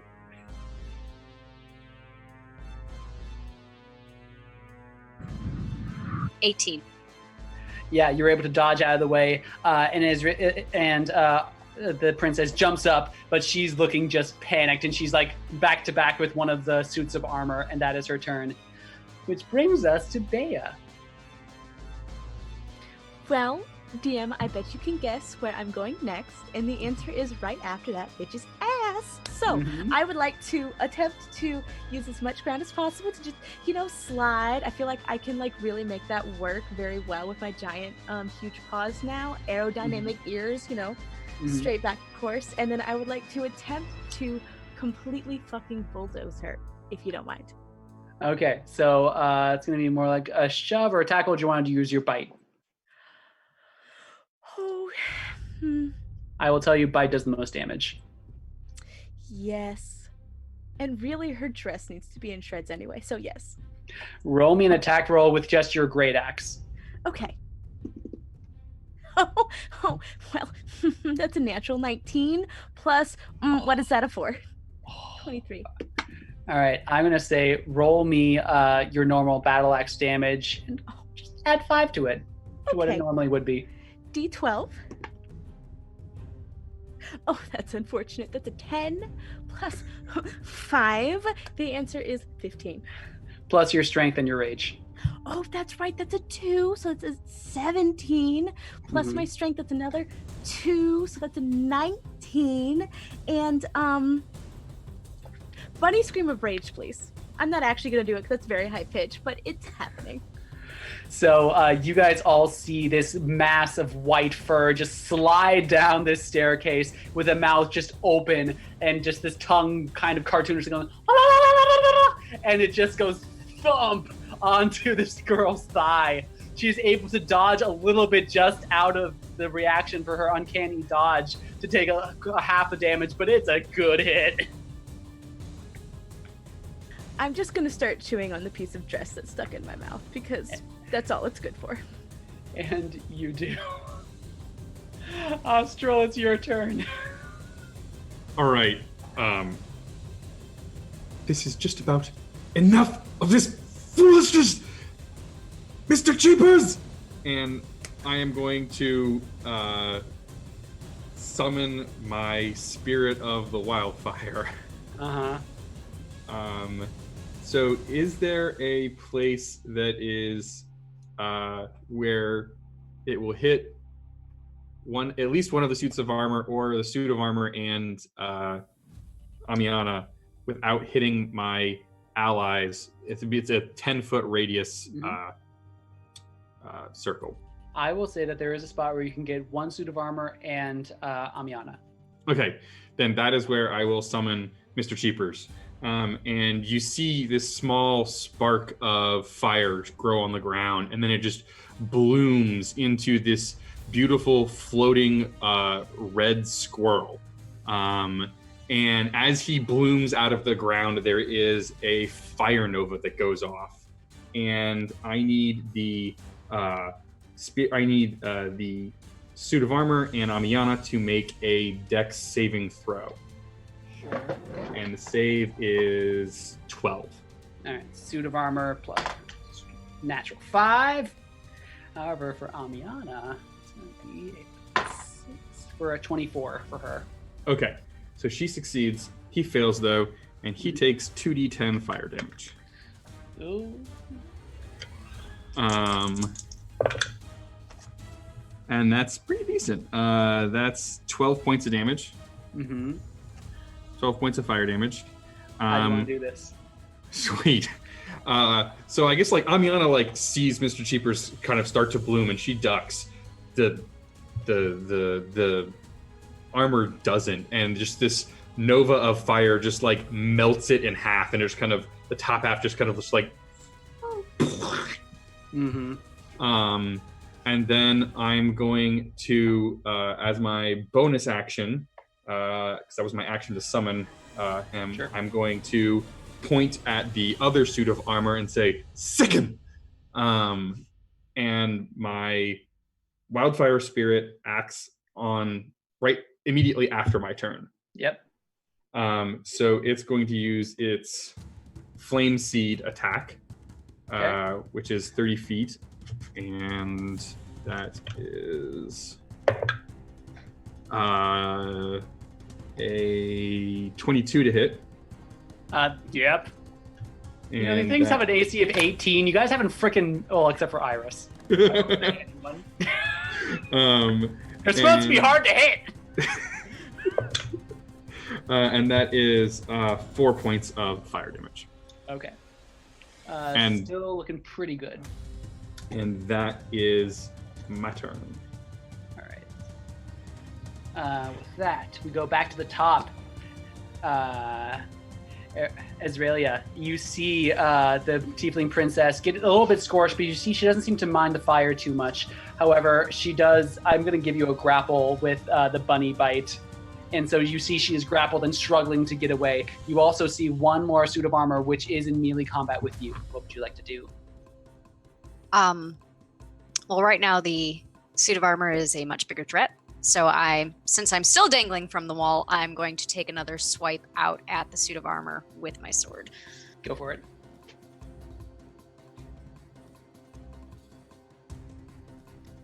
Nat 20, 25.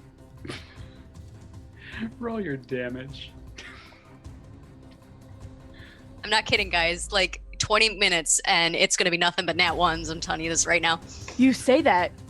I don't believe you. Another 11 points of damage. Okay. Looking rough. So you just start just unleashing a barrage of strikes at this point, and you're seeing at this point you cut off the entire leg that was barely holding on to one of the arms, and it's doing its best impression of the Black Knight from Monty Python. flesh wound. I think. Yeah, I think if I were to let go, I kind of would slide like under the armor right into the room because the stairs are still a slide. Yes, you would. Then I'm going to do that. Okay. And as you slide away, it's going to try to make an attack against you. That's 14. Nope. There you go. Oh, thank God. Okay, and you slide away. Are you trying to get anywhere in particular or just away from people trying to kill you? Nope, just not one-handed. It just doesn't work very well. Sure thing. And you do get away without the attack of opportunity. Iris, it is back to you. The one that was assailing you is now gone. It's the one remaining is by the staircase. The princess is in a bunny's mouth.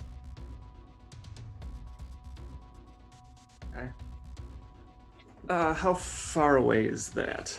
Everything's within 20 feet. Oh, that's convenient. Cool.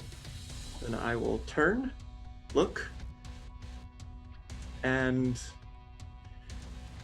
shrug into the fray, and I run off to try and skewer whatever's left for me to skewer.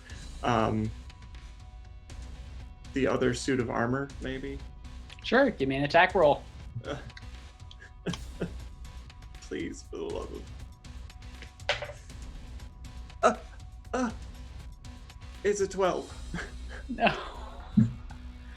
So with that, Iris, once more leaving the protection of the column of anti-magic zone, she once more thrusts, and it turns, and you see it would totally hit if that leg had not already been dislodged from the rest of the body. You just gotta have a leg up on me. Take inspiration, goddammit. Also, because you missed like 4 rounds in a row. Anything else, Iris? All right. That brings us to the armor. Clearly, all of the good rolls are on one side of the house this evening. Oh, burn on that. I like it.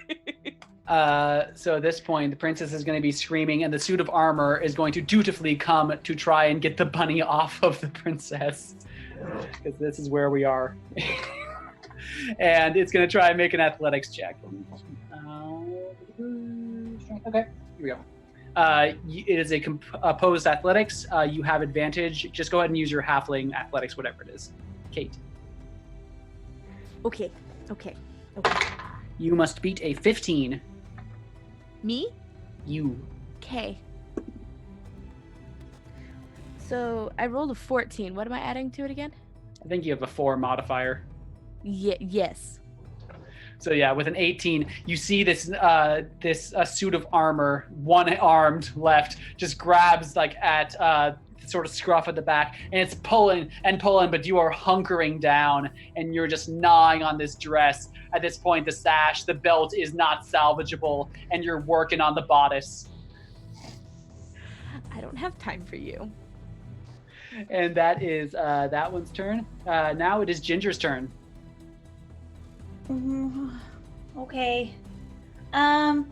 So I see princess on the floor, giant bunny on the princess, suit of armor just tried to get bunny off. Yes. Was unsuccessful. Yes. Is there anybody near no. Okay, so I'm gonna go a little closer to the bunny. Mm-hmm. And I'm gonna squat down. I'm gonna put my hands on my ears again, and I'm a one-trick pony because that was the one spell swap I got. So I'm gonna cast Thunder Wave again. Okay. First level? Yeah. No, right. First level. We'll do first level. Okay. So I need Constitution saving throws. I will make one for the suit of armor and the princess. Bunny, I need one for you as well. Just use your normal Constitution. Sorry. You need one for me too. Armor succeeds. And natural 20 for the princess. What do I have to make? Unsafe. 12, I want to say. Well, What's 7 plus 4? 11. 11. That's okay. that's 6 for you. Well, I no, have- because you're raging. I'm raging. That's true. So everyone got it. takes half. 3. I got a 12. Oh, you were next to them, weren't you? Yeah. Oh, You do succeed, but everyone takes half damage, so everyone takes 3. sorry. The armor's looking real rough. That's all right. I still wouldn't have been put to sleep. It's okay. All right, and with that, it is the princess's turn. And seeing that this bunny is not letting go of her, she's going to try to attack it with her rapier. Bring it, boo boo. Here we go. Twins. That is a 23 to hit. Yeah, all right. It hits your bunny form. So with her sneak attack, Okay, sure. Yeah, all right. Yeah. Sneak. It's fine. she does 13 points of damage.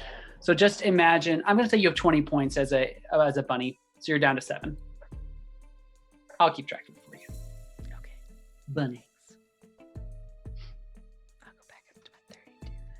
7 out of 20. Okay, but you are grappled. She used her action attack. That's all she can do. Yeah. All right. That brings us to Bea. So,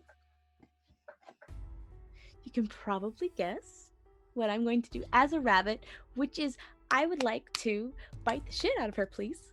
Give me an Non-lethal, of course. Okay, give me an attack roll.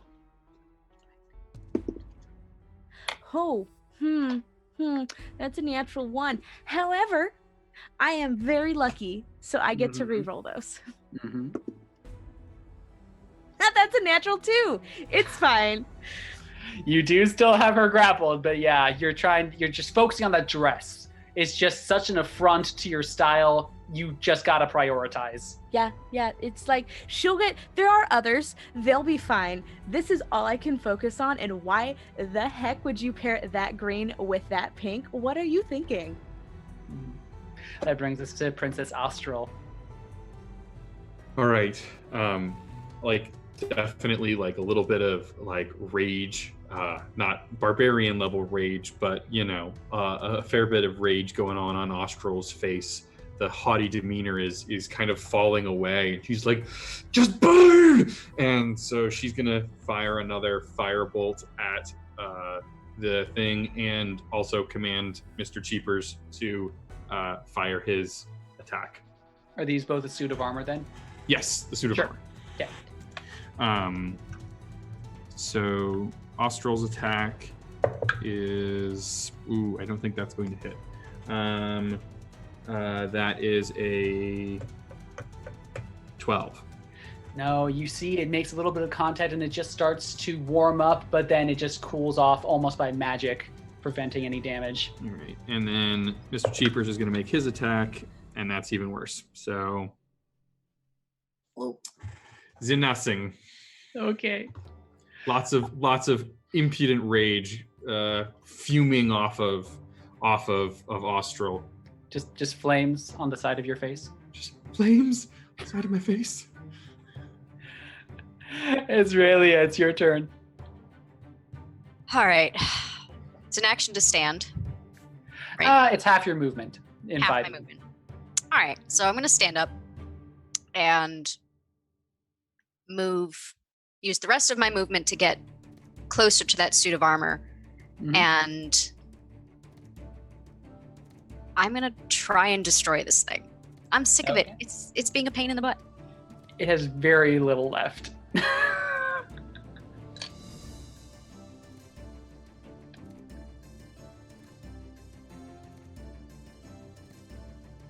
24. Well, natural 19. Yeah, it hits.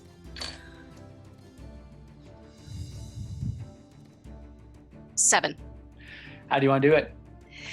As I walk very calmly up to the suit of armor, I raise my sword back and say, "Why don't you go back to sleep, love?" And I'm just going to swipe its head clean off. And with that, as soon as its head comes off, you see the rest of it just fall apart like so many tin cans onto the ground, and it does not look like it's going to reanimate.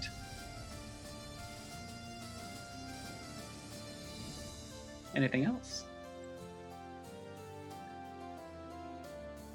I'm going to just turn and look down at Princess Amiana on the floor.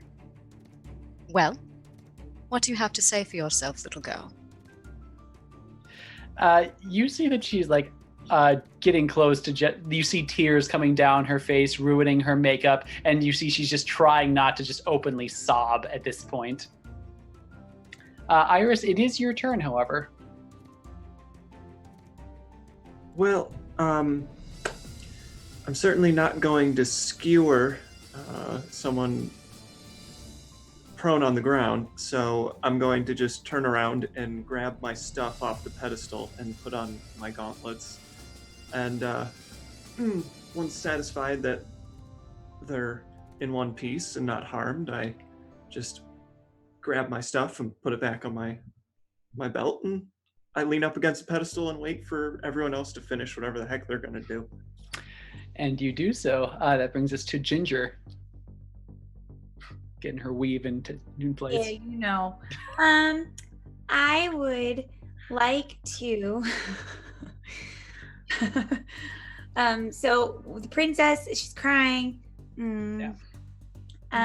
I'm literally on top of her, tearing her dress to And you're a pieces. bunny. Yeah. Bunny cute. I'm gonna walk over, and I'm gonna go into my bag, and I'm gonna get another cupcake, and I'm gonna, hey, Bea, do you want a cupcake? And then I'm gonna look down and be like, you don't get a cupcake. You've been really mean.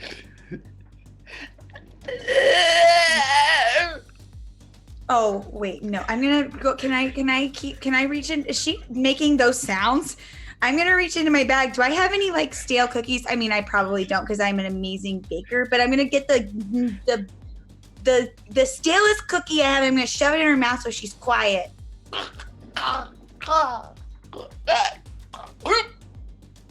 Shh. You succeed. I will allow anyone else to have a round of combat if they so choose. Otherwise, we are, unless you proceed, we are out of combat. No, I accept the cookie. I accept the cupcake, and the cupcake soothes me out of my rage. I'm just gonna sit on the floor, finishing my cupcake. As a rabbit? No, as a person. Am I still a rabbit at the end of my rage? At the moment, yes. Well, then I'm going to sit down as a rabbit and finish the cupcake, I guess. How long am I a rabbit for? I'm gonna pet a rabbit. Yeah, when you sit on like your haunches, you're about 4 feet tall. You're taller than you are as a halfling. Can I get on your back? You're a big rabbit. Yeah, you see her squeak. I'm gonna get on her back. I'm gonna take a lap around the room.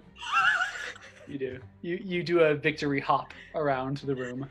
DM, if I hop into the anti-magic thing, will I turn back into myself? You can sure try.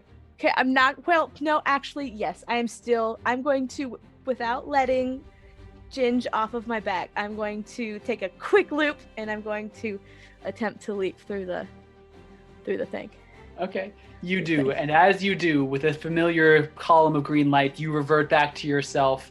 I need both of you to roll me dexterity saving throws, as you are both no longer rider and companion, just two cousins. I think I catch her, piggyback style. It's fine. I will let you do a strength saving throw if you prefer, Bea.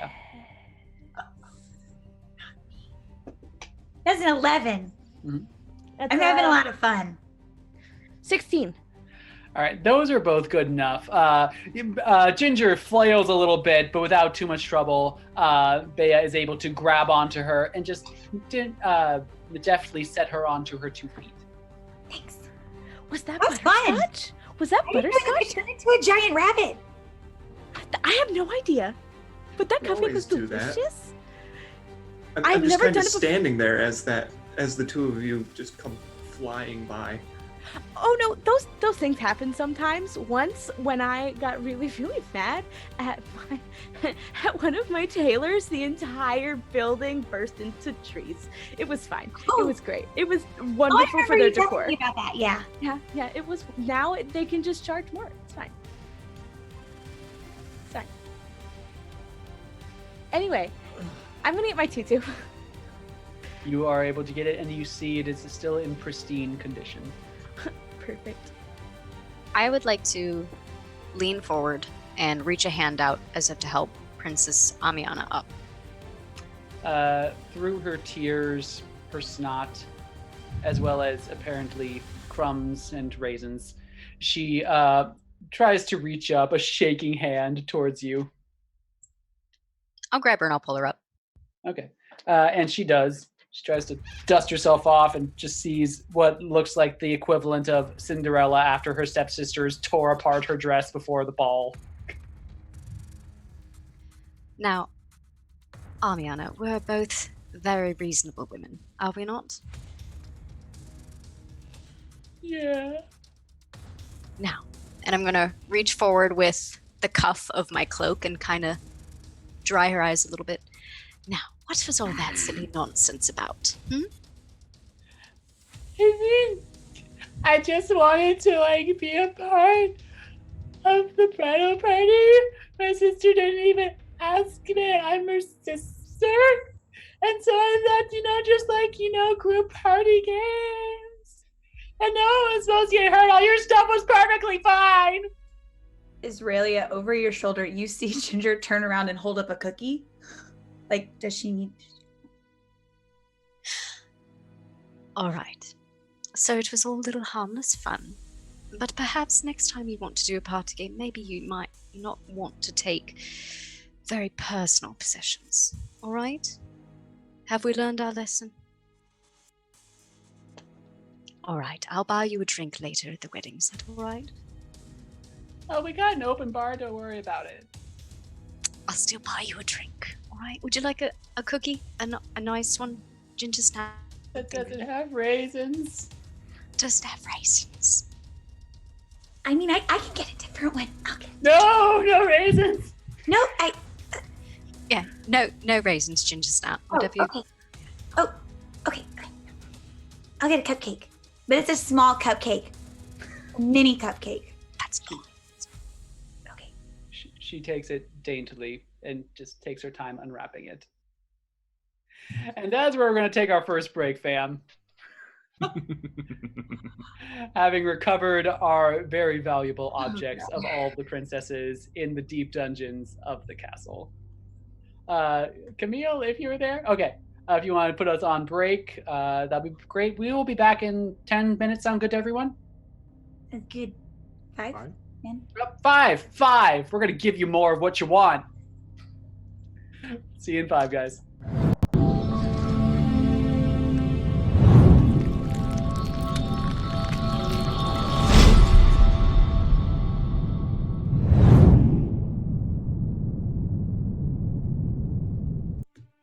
Hey, welcome to Open for Adventure's 24-hour marathon stream.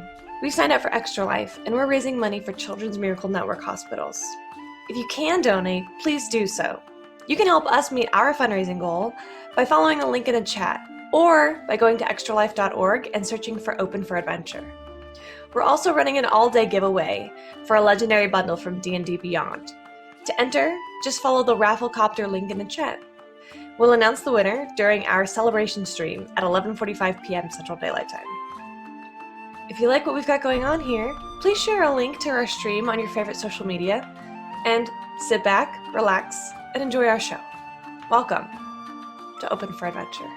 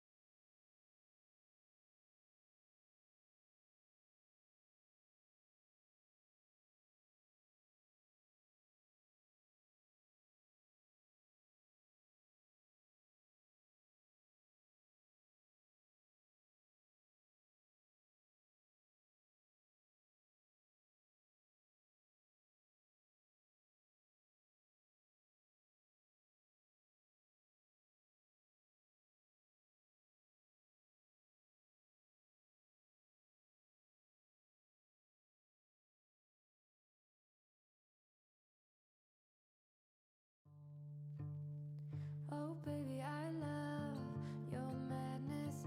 It's so incredibly beautiful. Oh, you shine like gold, so selfless to all, and wild like an animal. Some would say I'm insane in the right and away, but I just love to play in your fun and your games. Always hungry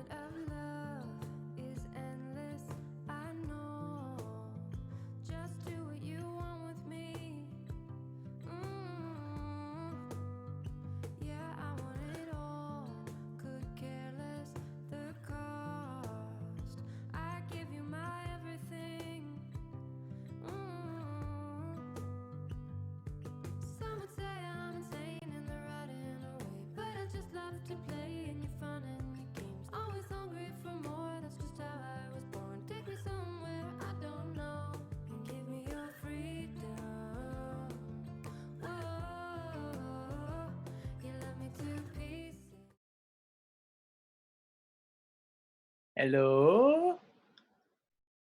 Hey, we're back. All right, so welcome for those who are just joining us. You are in the middle or halfway point of Veils and Vengeance, a princess wedding one-shot that is available on dmsguild.com for 99 cents a steal. And we're having a ball. If we could just go around really quick and introduce our characters again really quick, just for naming's sake. Why don't we start with Dax? Hello, I'm Dax, and I am currently playing Ezrealia Baltoris, a Monster Slayer Ranger, half elf. Mindy. Hi, I'm Mindy. I'm currently playing Ginger Snap, the Wizard of Baking. Mm-hmm. Kate. Hi, I'm Kate, and I'm playing Miss Bea, the fashionista ballerina barbarian. Ren. I'm Ren. I am playing Iris Scarlet Sentis, the shifter swashbuckler rogue. And Morgan. I am playing Austral, the Fire Genasi flame princess, who is a druid of the Circle of the Wildfire. And very angry. And I am everyone else in the universe. My name is Connor Tibbs, and I am the game master for this game. And where we left off, our players had each had something stolen from them, something very precious, by the bride's younger sister, who was a bit salty of not being invited into the wedding party. And so she led them on a bit of a journey into the dungeons of the castle to get their things back, which they were able to do after coming across a certain trap, as well as defeating some animated suits of armor. But now, everyone back to their traditional form. They have said sister Amiana just sniffling, very contrite about her plan not going as well as she'd hoped, surrounded by 5 still fairly upset princesses. I am just making my way around the room and kind of like muttering under and just and Cheapers is kind of like flitting around me, and I'm just walking up to each individual suit of armor and melting it down slowly, and just kind of each one is getting a little less melted until I get to the one that is close to where Amiana is, and I'm finally kind of a little more calm. Have gotten some of my rage out a little bit, but Cheapers is definitely still just kind of floating around beside me, and I'm just like, Amiana, Yeah. don't visit my kingdom. Okay. Then I will walk over to the pedestal and, keeping Cheapers out of the anti-magic field, grab my tiara and very gingerly place it upon my head.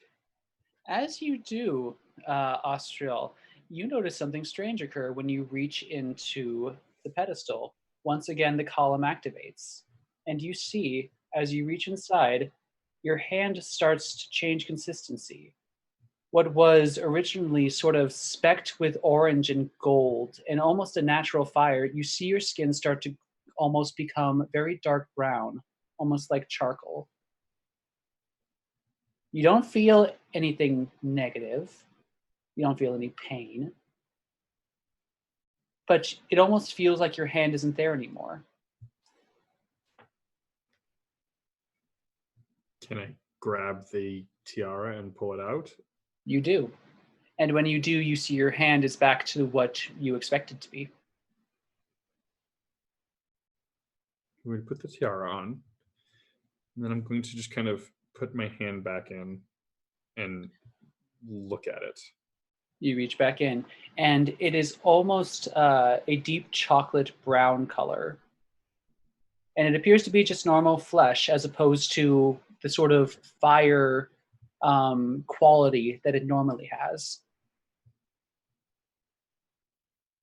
I'm just going to pull my hand out, kind of tuck that away.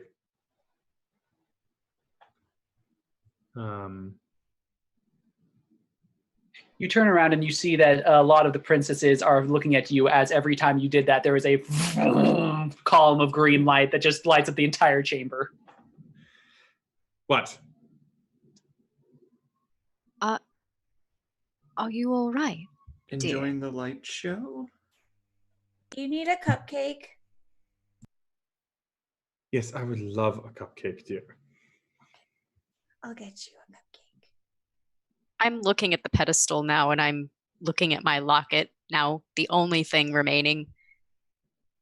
And I'm looking at my hand. I'm gonna put my hand out there and close my eyes.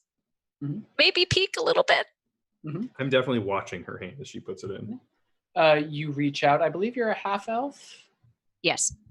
You reach out.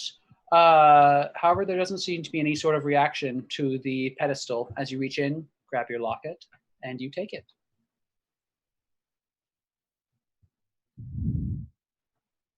I look over at Austral. Just put on my locket. I'm just going to kind of fiddle with a little bit. Just It's a very beautiful locket. thank you. It was my mother's. All right, are we going to address the what is this the word? The elephant in the room. What happened to your hand? I mean, she kind of goes like does like a just like a brute. Yeah, the same effect happens. I don't know. It seems to react to me. Do I recognize what this might be? Roll me an Arcana check. Oh. 17. 17. I would say with a 17, you know that this field appears to nullify any sort of magical sort of effects. You get a few ideas, maybe that something is causing Princess Austral to appear in the form she is, and maybe that when magic is not active, this is what she looks like.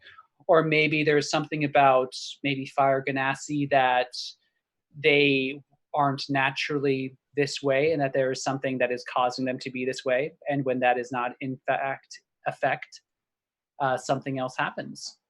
You're not entirely sure, though. Those are kind of your leading theories. So you're either really fancy or you're broken. So What was that, dear? I mean, you're so Just tap the beautiful. light. You're beautiful. Yes. Good. We don't call our friends broken. Beautiful. Thank Give her you, a dear. cupcake. Oh, here's a cupcake. Thank you, dear, very much. I'm going to walk away from the anti-magic field. I don't like it. Mm-hmm. And without too much trouble, you guys are able to find your way back out of the dungeon. You skitter around the pit that is still in the hallway. And you are able to make your way back to the bedroom of the Princess Marikara. At this point, she is delicately sitting on a little stool, apparently being surrounded by about 2 different ladies in waiting, getting her makeup done, and 2 more are braiding her hair in this very elaborate sort of thing. Oh, you're back. Did all of you get your items? I'm so sorry about that. Amiana she's a little pissant, but family. It's fine. It's fine. It's fine. You look stupendous. You look wonderful. Those colors Look are so absolutely ravishing, flattering. darling. Oh my! I don't think my waist is supposed to be this thin. No, Only for a little bit. Only for a little bit. It's worth it. I promise. Is it?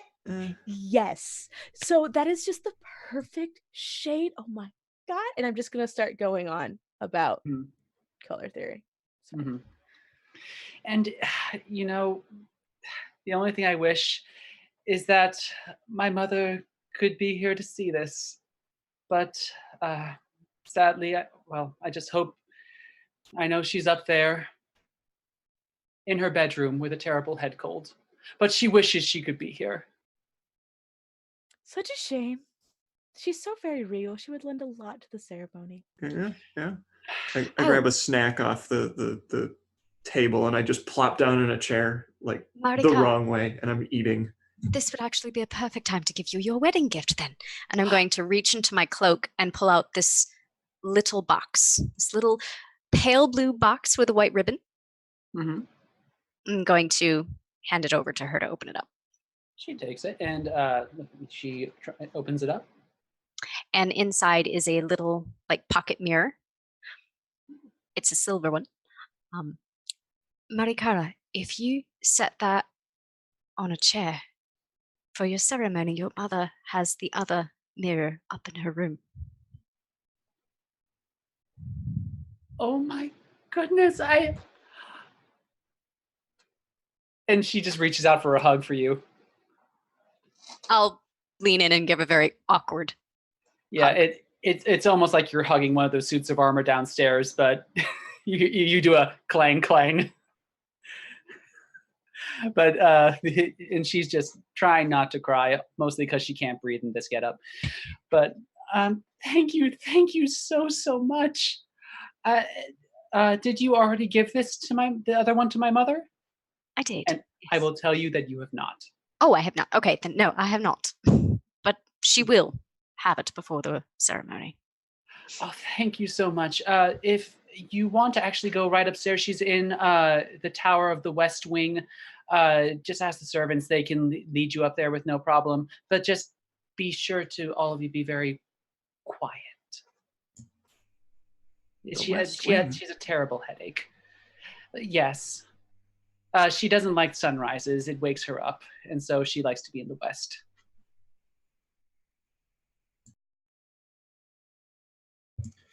Okay. Yeah. All right. Well, since I was so not dutiful about getting you your water earlier, I'm going to go right now and get the mirror to your mother so we are sure she does not miss the ceremony.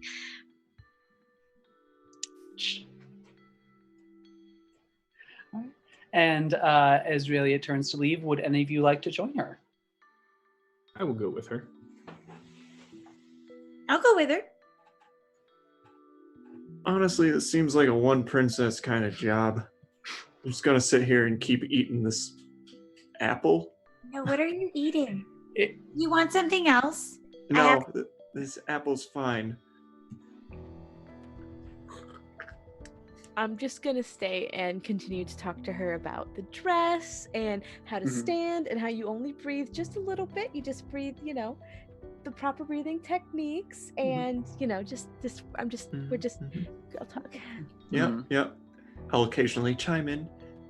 Yeah, I read that somewhere.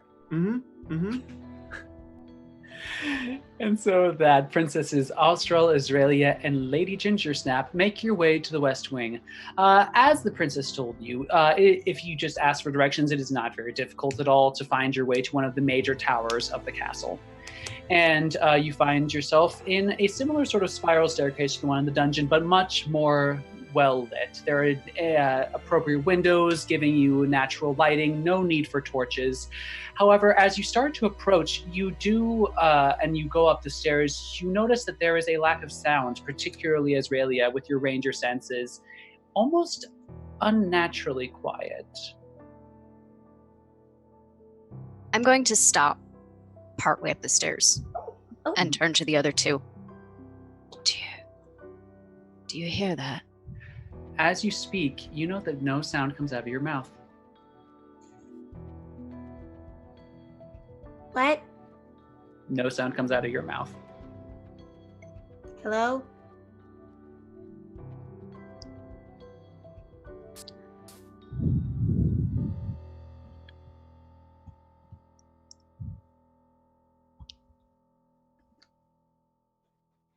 I'm gonna start walking down the stairs. Mm-hmm. And I'll And just follow. Just going like meep, Okay. meep, meep. And at that point, you do hear yourself speak. Ma. What was that? Well, Magic? Marikana did say that her mother wanted to be very quiet. Then why did we have to be worried about how much noise we're going to make? That's a good question. All right, well, I guess we might as well go up and go quickly then if we're not going to make any noise anyway. That's fine with me. We at some point have to actually do something for this wedding, right? Right. All right. I think we've already done something. Chastise that horrible little girl. That's true. Who knows what other pranks she might have had planned for the rest of the ceremony. Yes. Right, so... Carry on then. And so once more, you guys make your way up the spiral staircase, no longer taking extreme caution to be quiet, given the magical enhancements of the room. And you get to what appears to be the top door. There is only one, and it is a very ornate door. And you see that there is actually a little knocker like you would find on one of an old-style house. Well, Mother has a headache, Mm-hmm. so we're not supposed to make noise, Yeah, but we're in a sound barrier. right. Let me see here. Yeah. I mean, Sweet. I can't really...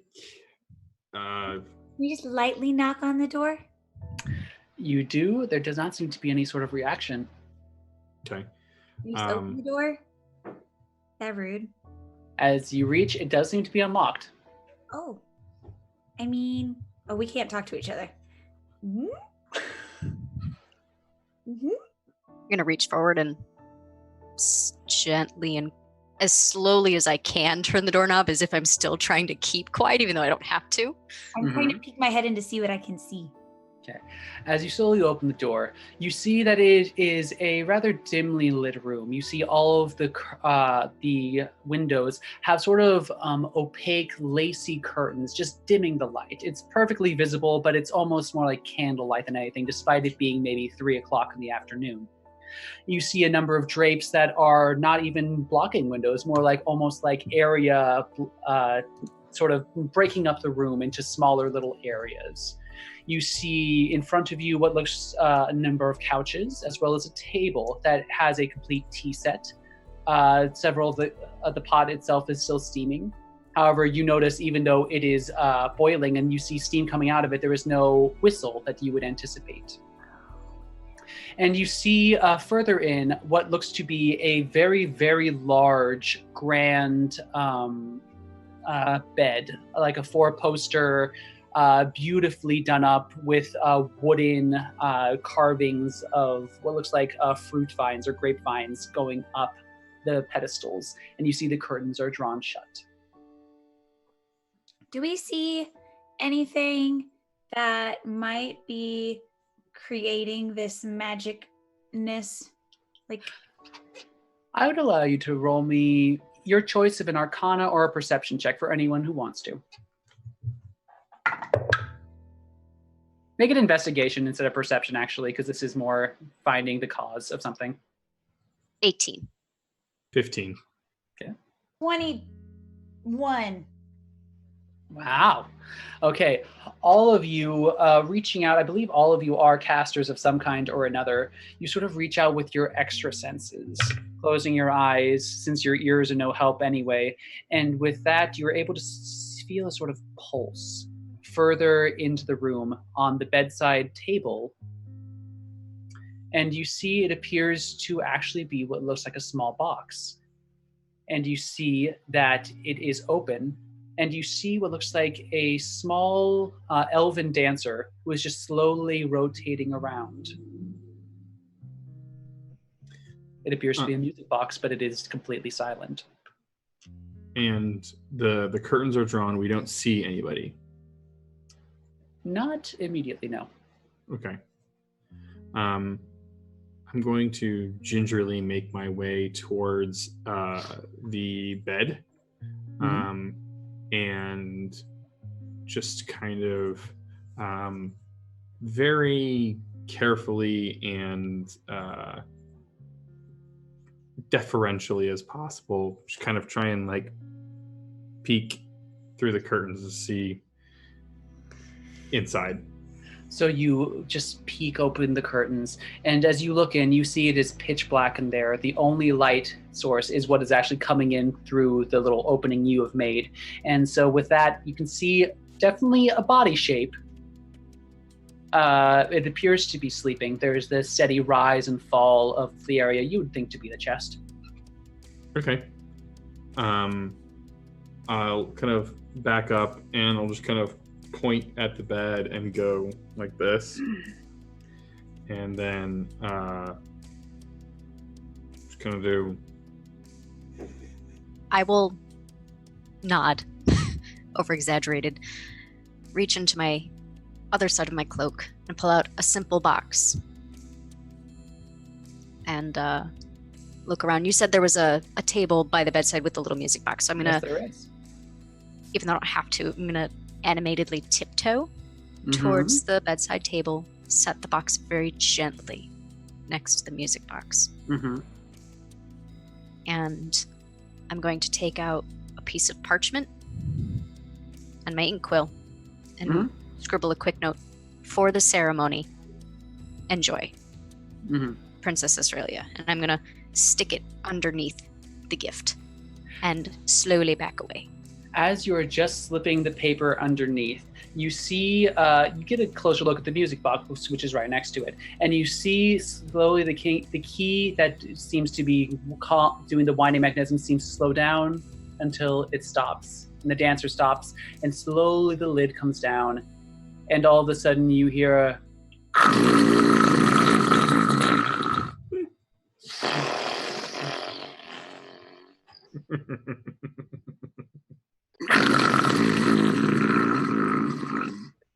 I'm going to reach forward and start winding the key.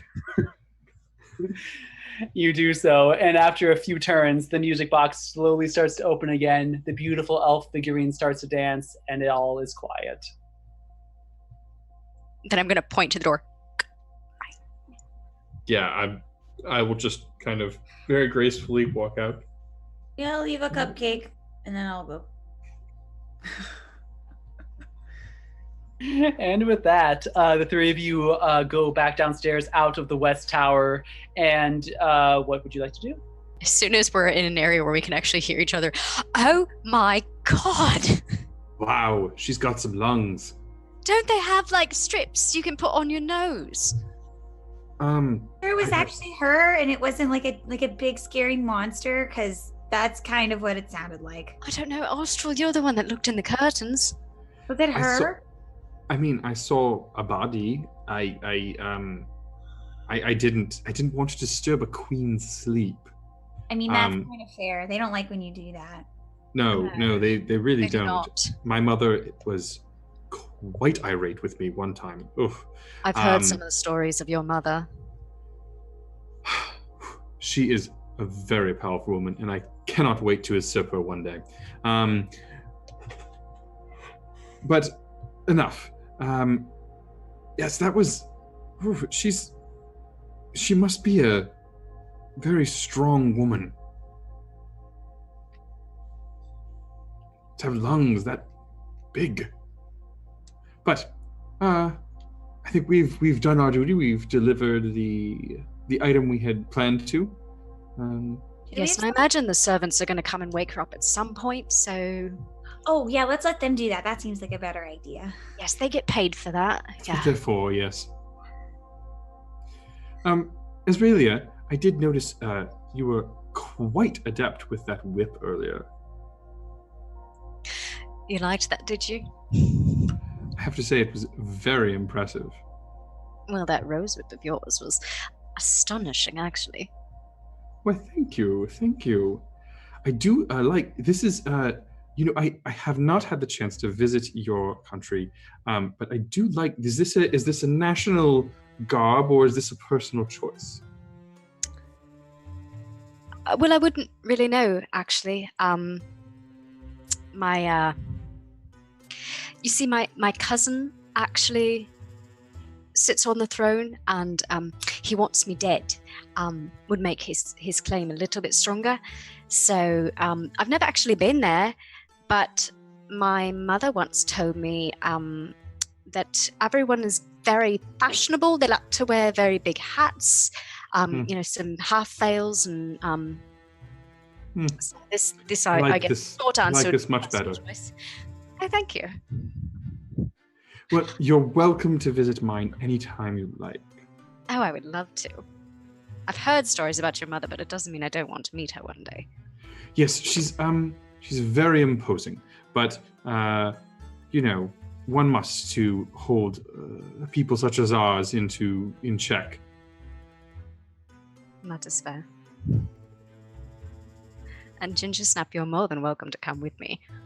I'm sure you could bake something nice and spicy for the Queen to enjoy. Yes, I think you could teach our chefs quite a few things. They constantly burn things. Don't you employ a lot of goblins in your kitchen? A fair amount, but it really depends on how angry Mother is. It's fair. It's fair. Horror stories. Good ones, but a lot of horror stories come out of your kingdom. I don't know about that. I think we rule with a firm but fair grasp. I guess it depends on the storyteller then, doesn't it? Indeed. Well, shall we return to the bridal party? Yes, I suppose the bride will be wanting something. Yes, I should like to know who put her into that getup. Oof. I think we know. And as the three of you make your way back to the preparing room, we turn back to our princesses Bea and Iris, as well as Marikara.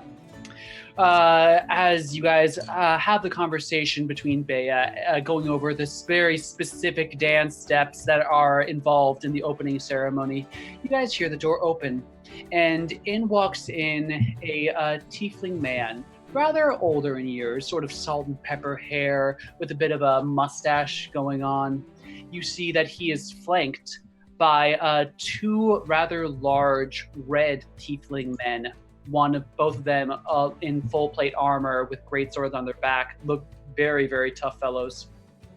And he walks in, and you would recognize this as King Jasper, the father of the bride.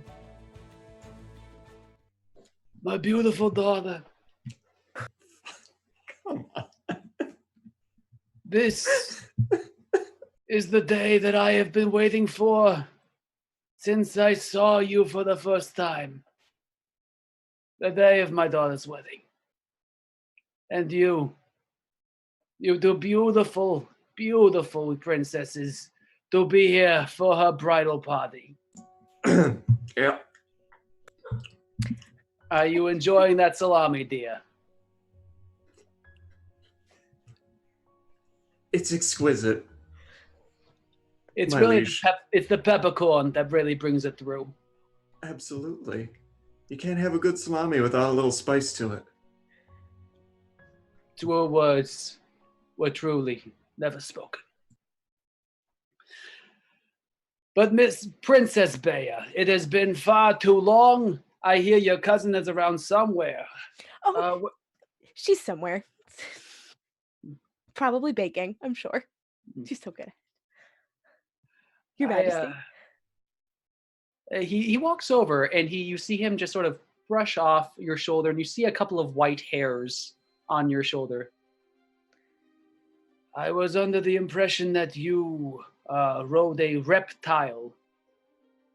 Did it have a snack?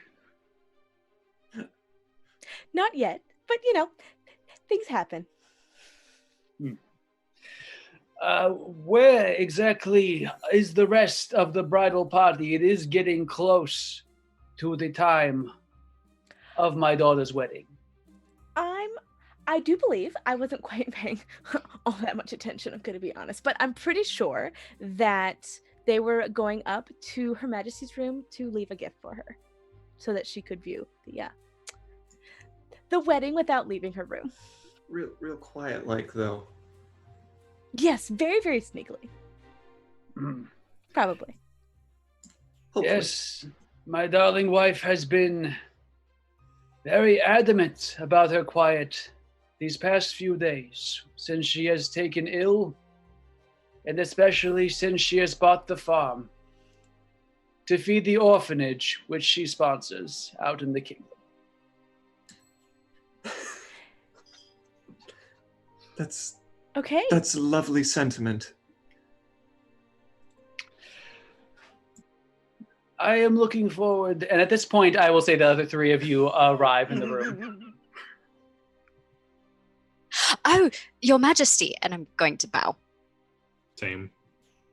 He gives a very respectful nod, but not quite a bow. Forgive me, the crown, even with the horns, tends to fall off. It is quite heavy, yes. Yes. Understood. Understood, Your Majesty. I understand that you have just had company with my wife. How is she doing? She seems to be sleeping soundly. We did not wish to disturb her sleep. We her silence music box, quite an interesting device, I must say, turned off, and she was sleeping soundly. Quite peacefully, yes. Silence music box. I cannot say I am familiar with this item. There was a little dancing elf on the side of her bed. When it was wound up, it created an area of pure quiet. It sounds most intriguing, but I am afraid I am not able to place it in my memory. But I'm sure it is of no great matter. You say that she is able to see the ceremony from her bedroom? Oh, yes.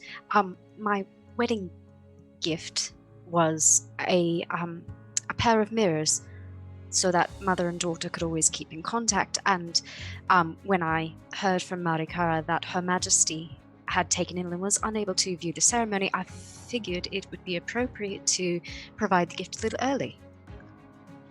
How very generous of you on this, the day of my daughter's wedding. So close. But I'm afraid there is much to do. Guests to greet, favors to hear. And so I will take my leave. And he gives you all another bow. And he exits the room. And you guys see Marikar just shaking her head. You know he doesn't talk like that any other day of his life. Really? What does he sound like usually? He seems fun. I wasn't gonna say anything. He seemed like he was enjoying it so much. Yep. Your mother? I am so confused. Does your father not visit with your mother very often? And I am sorry, Mari. I know it's really not any of my business, but how do you not miss that? Miss what? The silence music box. Oh, well, to be honest, for the past few days, my mother has, she's been so ill that she's only communicated to one of her servants, and her lady in waiting, in fact, it's Miss Fussbudget. She's been telling everyone that she just has a frightful headache and no one to interrupt her or anything of that nature. And so, we've just been, she's the queen. We want to make sure she gets as well as soon as possible. We were hoping, of course, that she'd be well enough to attend, but it doesn't seem like that is the case. I'm going to look around and look up a little bit. All right. Is this a joke? Have you not sent a doctor? A headache for 3 days? I'd want to lop my head off. Well, the vapors and such, they can come and go. Yeah, I've heard a lot about the vapors. They're pretty nasty. Sailors get it a lot. Yeah, you would know, wouldn't you, Iris? Excuse me? Oh my goodness. Stand up. And what's that supposed to mean? Oh, nothing, darling. You know we've shared certain secrets over a glass of wine. Don't play innocent. We've shared more than a couple secrets. Oh. So this is a conversation, but No, shush, don't interrupt. This is, please, continue. the bride quiets down and sits back in her corner. I'm gonna offer No, a Bea, this is Marikara's day. We are not to make Later, the bride sure. uncomfortable. After the ceremony, Bea, all right? All right, okay. No, sure, you're right. but- Okay. Mari, when did Mrs. Fussbudget join your staff? Oh, she's been on for years and years. She actually is sort of was the nursemaid that took care of both me and Amiana, and so she was the natural choice to look after my mother. Oh, so she didn't always look after your mother. Well, she looks after really any of the royal family who falls ill. Oh, so is she a doctor? Not as such. My father is actually more of the cleric type, but apparently my mother didn't want him looking at her because apparently she was having some lady issues and didn't want to, you know. Shame. So I'm a bit of a paranoid person. The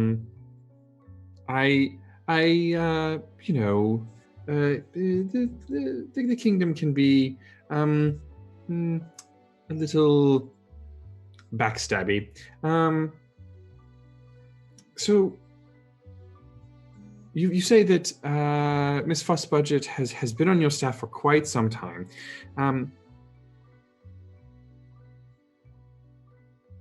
Has she changed recently? Changed. I can't say that she has. I don't think so. And I'm sorry. This is entirely too personal, and please feel free not to answer. But is your mother a champion snorer? She looks a little bit taken aback. I mean, I haven't really shared a bed with her since I was a small child with night, that sort of thing, but I don't recall anything of that nature. Maybe, I suppose as people grow old, things happen. True. I'm sorry. I'm just... You think something's wrong? Well, your father didn't know about the little box. Miss Fussbudget is keeping people away. Your mother's had a headache for 3 days. It all seems a little... Coincidental? Yes, and terrible bad luck. Just the worst kind of unimaginable bad luck for your sweet, wonderful mother to be absent on your wedding day.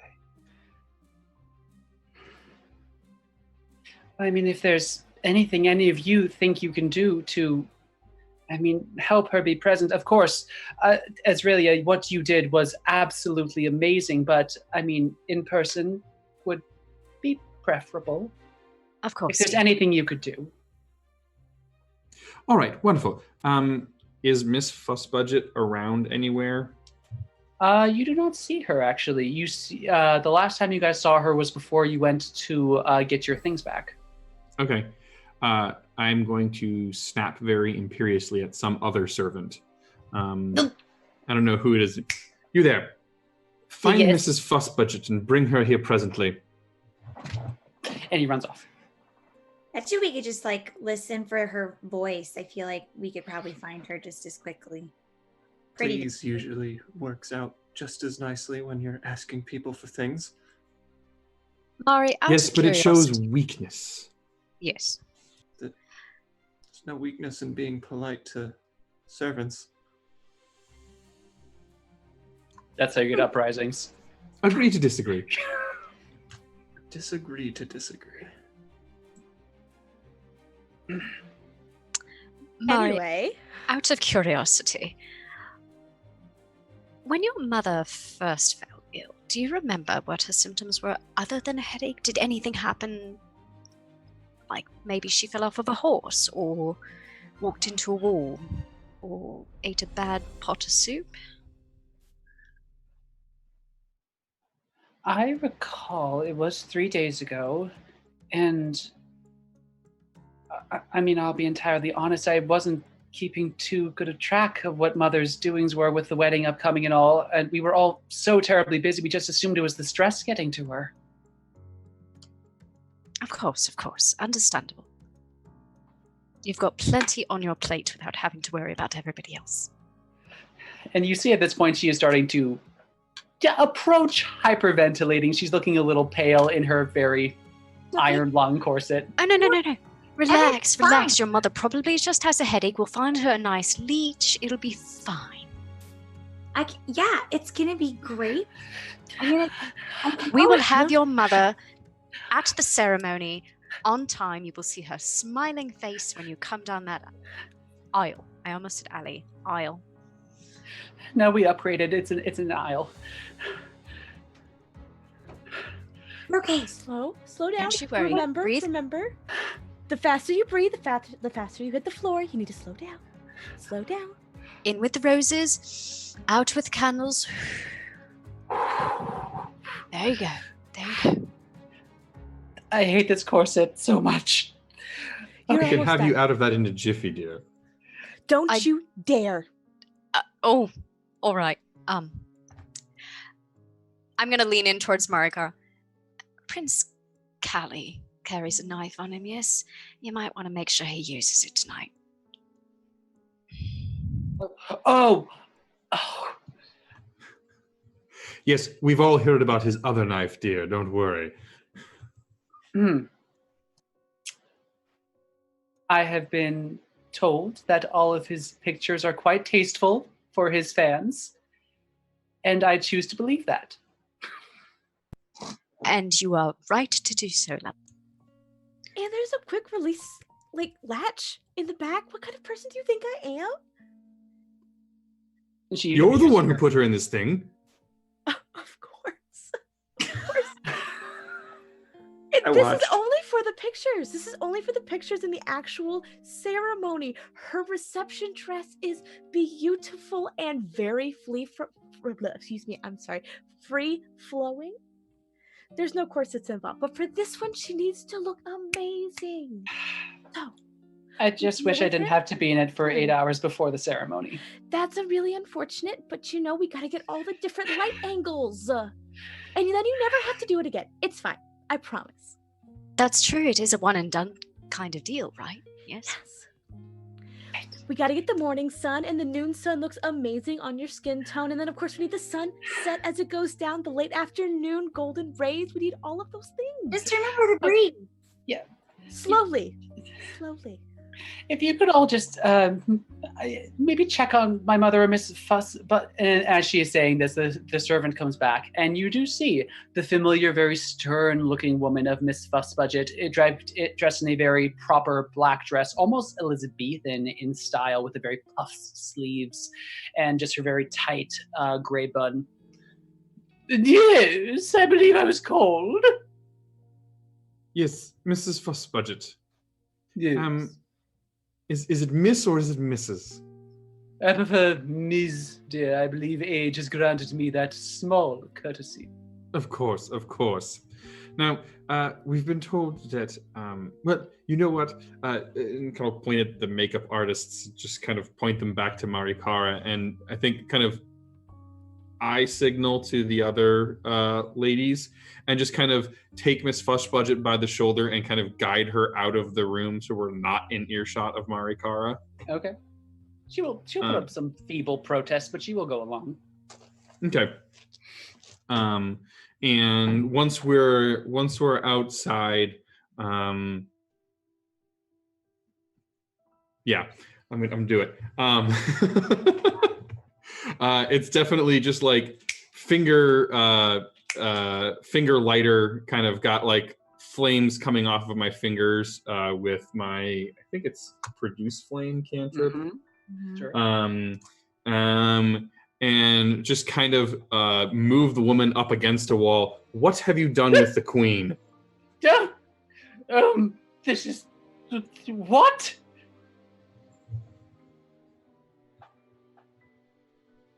I said, Please? what have you done with the queen? Well, I've been. Please? All right. I admit it. I've been sipping her a little bit of alcohol. She kept on complaining. I know she's not supposed to have it, but just a glass of wine, it's good for the heart. I'm sorry. I'm going to snuff out the flame. I'm going to turn back to Azraelia. That wouldn't, like... Well, that would certainly make you snore. I mean, sure, but I mean, I wouldn't put her up for 3 days, would it? No, not normally. Unless it's that dwarvish wine. Now, that stuff is good, but that will knock your socks off. Oh, darling, we can't find that to save our lives. Okay, I'll kind of pat her down a little bit and let her go. I'm sorry. Have you guys like actually like tried to talk to the queen? Like, are we sure she's like not just like actually sleeping? Well, of course she's sleeping. I just checked on her less than an hour ago. And where did that most interesting box come from? Yes, I couldn't say. I haven't seen it before a few days ago. I assumed it was for some, I don't know, peasant or subject sent it as a gift of admiration to their monarch. You must be joking. You are the only servant that has been around the queen for 3 days. The only one allowed to see her. And you have no idea how that got next to the queen's bed. Well, You should lose your job. you see her pale. I hardly think such drastic measures are called for, young woman. I think so. If I was the queen and I had some stranger waltz into my bedchamber and leave some gift that could have been poisonous or dangerous, you are the only one that could have stopped it. You're the only one who would know. So if you're not guilty, you're just as guilty by association. Mm-hmm. How dare you? You see her try to straighten out her clothes after being thrust against a wall. I have been doing the best for this entire family and for the queen since before you were born, young woman. Oh, don't give me that. DM, what is she? Human? Human. Don't give me that. I've lived twice your age over. I don't want to hear it. At this point, I would like all of you to roll an insight check on me. On her. I'm a DM. Yes. Haha. 19. Mm-hmm. Insight. 19. Mm-hmm. I'm really invested in my cupcake and this banter that's going on. So 3. Yeah. 14. Mm-hmm. 11. Okay. So I will say that our bottom 3, you guys all get the feeling that she is being fairly truthful and that she is being honest. For our 2 19s, you also get this feeling, but as you examine closer, you notice that her eyes seem dilated and that the black parts seem almost a little bit jagged, as if it doesn't look normal.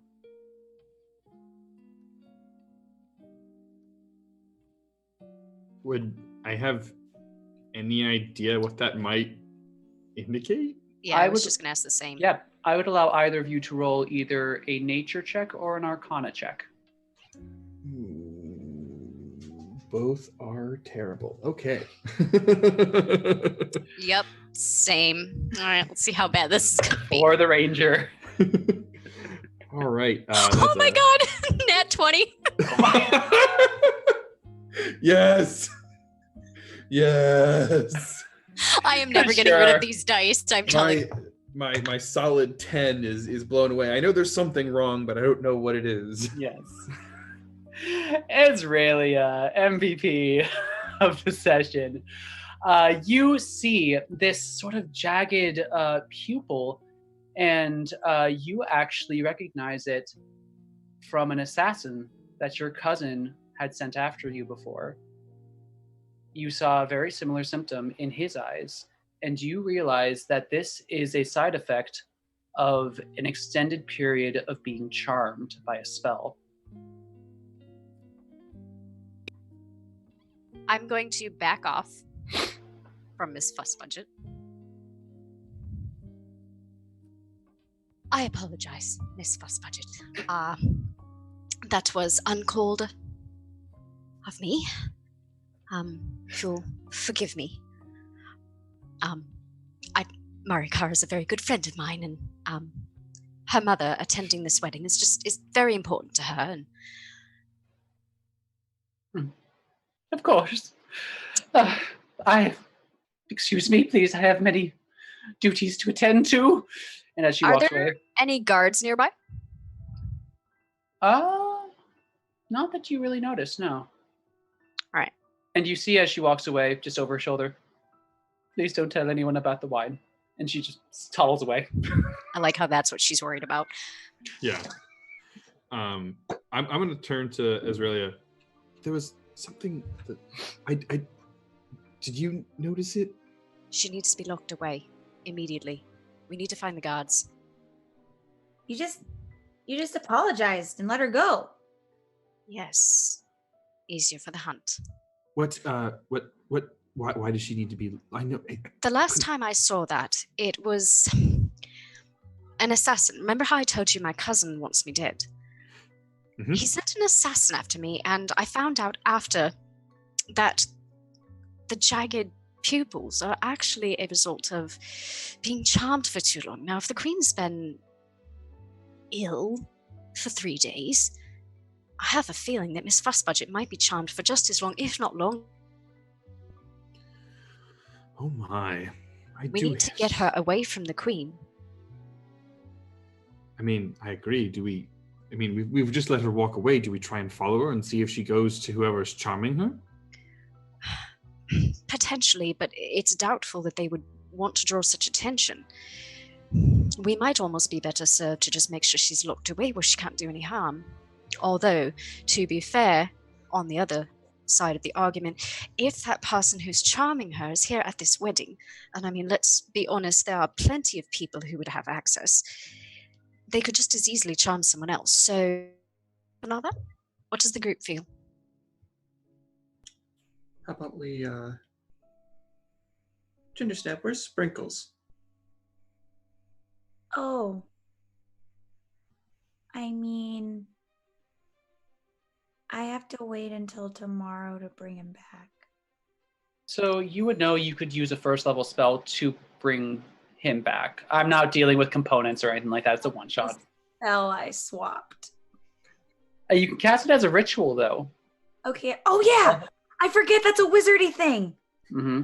Okay. Although, anyone off the top of their head find familiar? Is it a 1 minute casting normally, or is it like an hour? It's an hour. Okay, so you Yeah. would know it would take 70 minutes for you to get Yeah. Sprinkles back. I can. It'll I'm- take a minute. By a minute, I mean 70 of those. Oh, It's too long. yes. Would have been helpful to have Shouldn't some we, eyes on her like- shoulder. Shouldn't we check on the queen though? I think we should. I think that the servant, who can be soundly punished later, should be. We should probably check on the queen first. I can always tail the old bag. Well, she does screech an awful lot. I mean, she'd be easy to find. And with that, I'll slink away. Split in the party. Sure, you don't want to. Okay. Okay, and Iris goes off to try and tail Miss Fussbudget. Bye. All right. Well, it sounds like she's got her locked down. Perhaps can we? Yeah, never mind.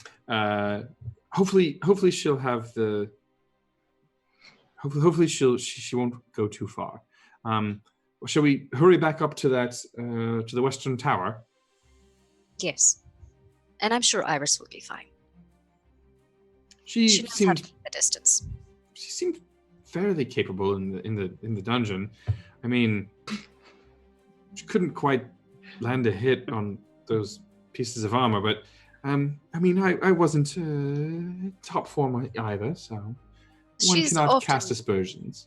better with her head in her tongue than her sword, but From we all have our the strengths. from the conversation you were having, it sounded like you knew she was better with her tongue. Oh my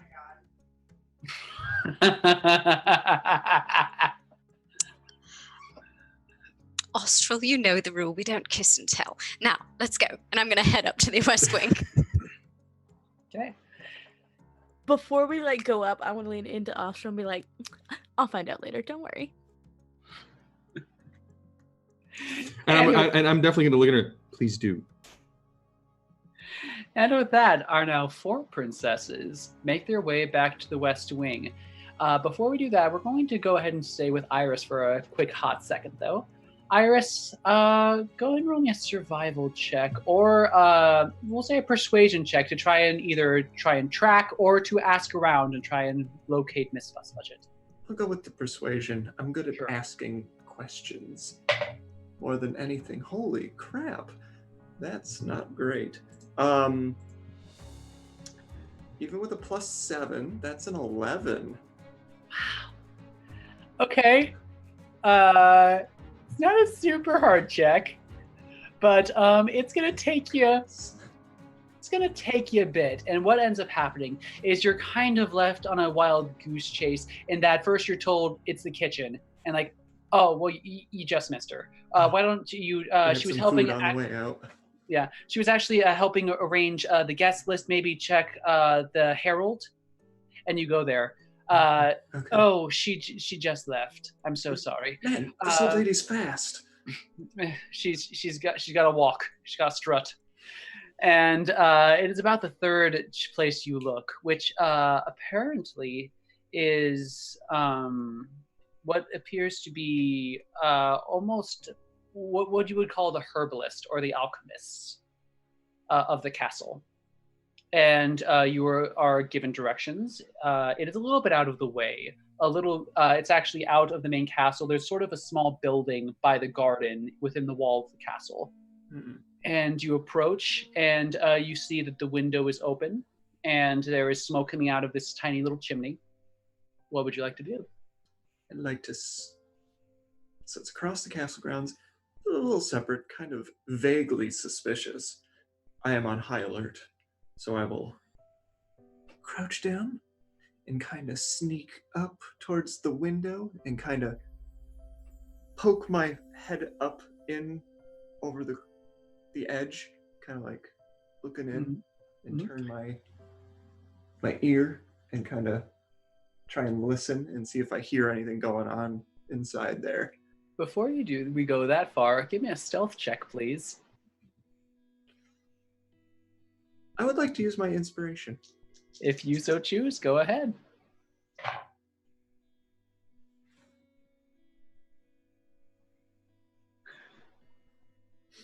Six. What did you roll? A 2 and a 3.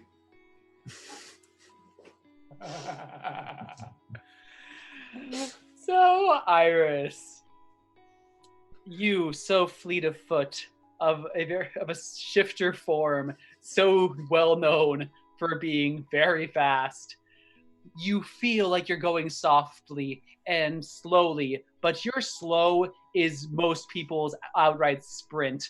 And so you run to make sure no one sees you going across the grounds, and you try to stop, but you see your feet are caught in mud, and you start sliding, and your arms just windmill until you just crash into the wall of this building.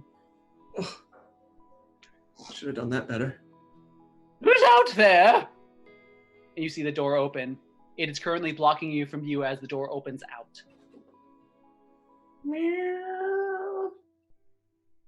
Roll me a performance check.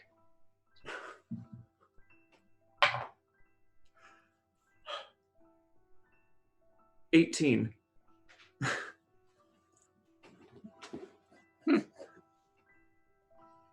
Angie feline.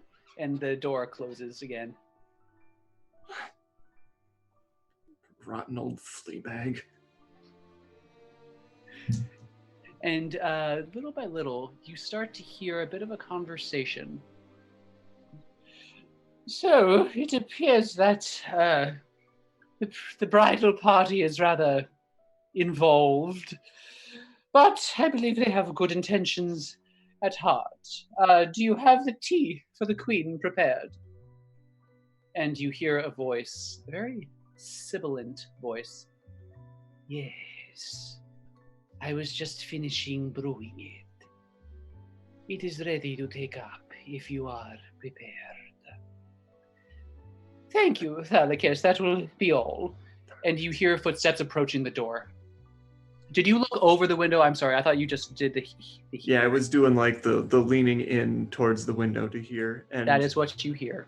kind of enough to peek in through the edge. You look in and you see what appears to be a figure in very heavy robes, Not almost like suspicious. monk robes, just very dull, nondescript brown. Roll me a perception check with disadvantage because the light is very dim. The only thing is what comes from a fireplace in the corner. Does dark vision help with that at all? I'm also accounting for robes. Cool. Oh yeah. Ooh. 5. Mm-hmm. So you hear the sibilant voice, and you're not quite sure where to place it. You don't think it's a shifter, but you don't think it sounds human. But you are not able to see any part of this person's body, and they are even their gloved hands, they hold out this tray of tea, which Miss Fussbudget takes, and you see she is walking towards the door. What do you do? I get out in front of the door, and the instant it opens, I'm just gonna slap the tray of tea out of her hands. Good gracious! Oh, what of you again? What do Out you of the way, want? and I push her, and I burst in and point at the cloaked figure. You, And you anonymous fiend! You see this this human-shaped being crouches away in a corner. What? What do you wish? What do you want? Why do you talk like that? You see the head sort of tilt, despite the many layers of clothing. Brandish my rapier, and I walk up close, stalk across the floor, my boots patting on the wood. Is it a wooden floor? It's a wood floor. Excellent. You see this figure actually trip and try to crawl back until their back hits the wall and their hands are just up. What was in that tea? Chamomile and lavender? Don't play games with me. I can smell that's not what's in the tea. I'm bluffing. I know I can't smell that. At this point, the figure is trembling, and you hear a familiar, "Really, Princess Iris, this is much, too much." In a minute. I can't allow you to skewer the court alchemist. I'm not gonna skewer him. Maybe prick him. At this point, you see I will say, what's your passive perception? 12. You are not able to see then that this figure reaches into their robes and they have a small vial and they throw it on the ground and there is a smoke screen that appears.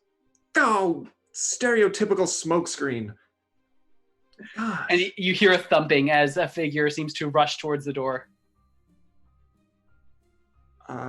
May I pounce? I will give you an attack with disadvantage because you are blind. Okay. I'm gonna try. Statistically, things are bound to change. It's a 21. And with that, Iris just rugby tackles this individual. And as you do, you see the smoke only last for a few seconds. And before you can even blink, your visibility re-emerges. And you see that the rags just come off of this person. And you see a humanoid covered in scales. And they turn and you see a rather snake-like face with slits for eyes. You've heard of these people. It is a Yuan Ti. That explains the elongated. Okay, yeah, all right. I've got him by the scruff of his. You got him. What was in the tea? I'm just like shaking him on the ground. There was also a bit of lemon. Man, you are dedicated to this. What was in the tea? Roll me You're an poisoning the intimidation queen. check. Give me an intimidation check.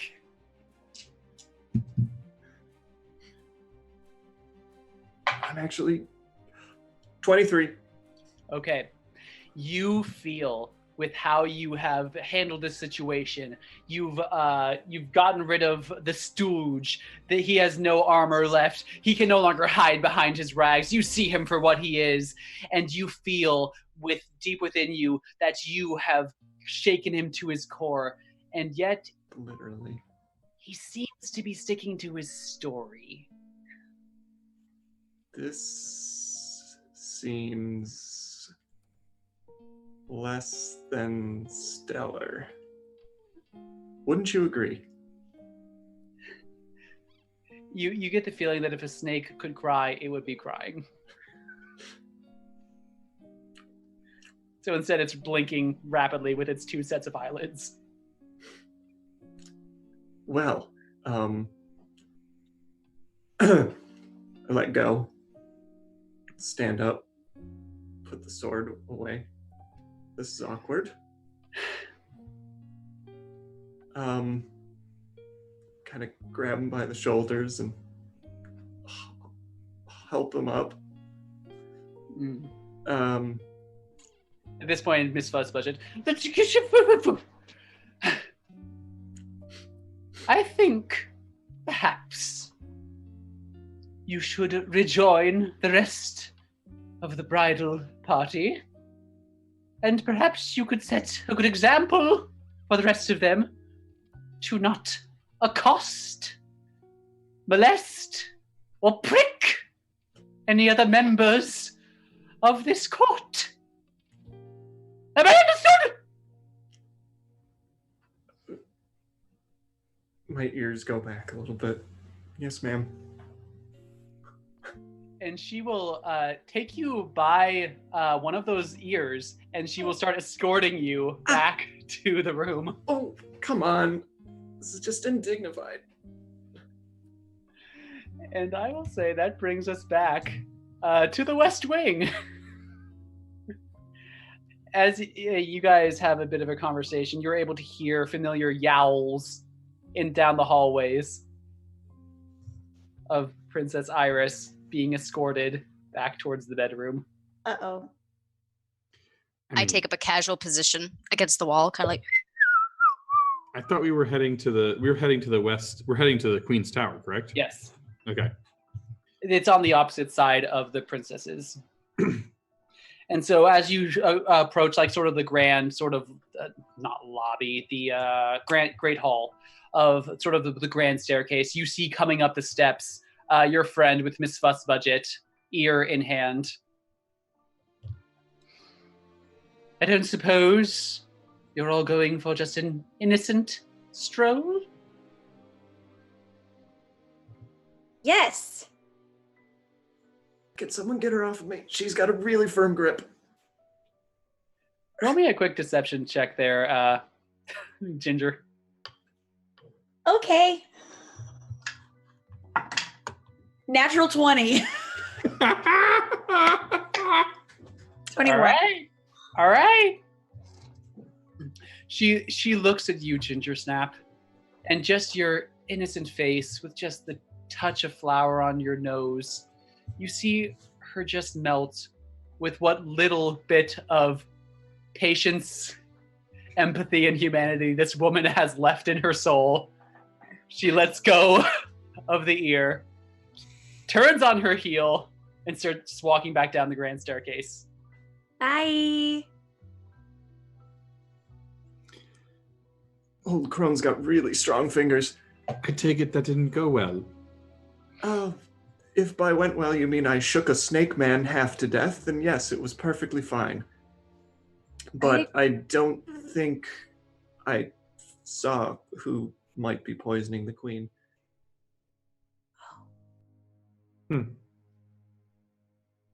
What did you see?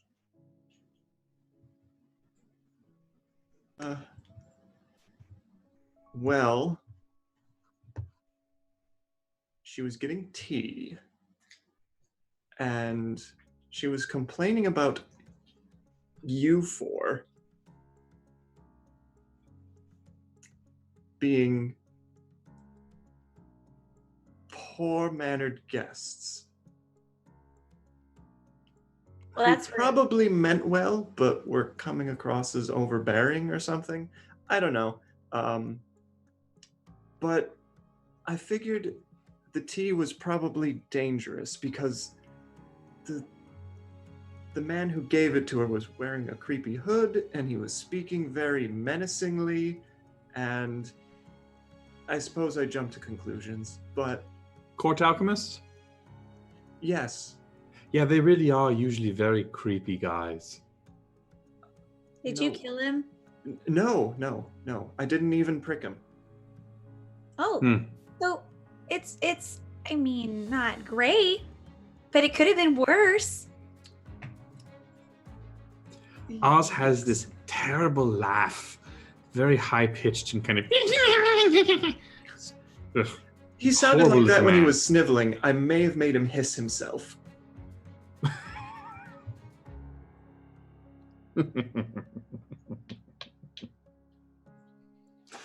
You All right. said a tea. Mm-hmm. Yes.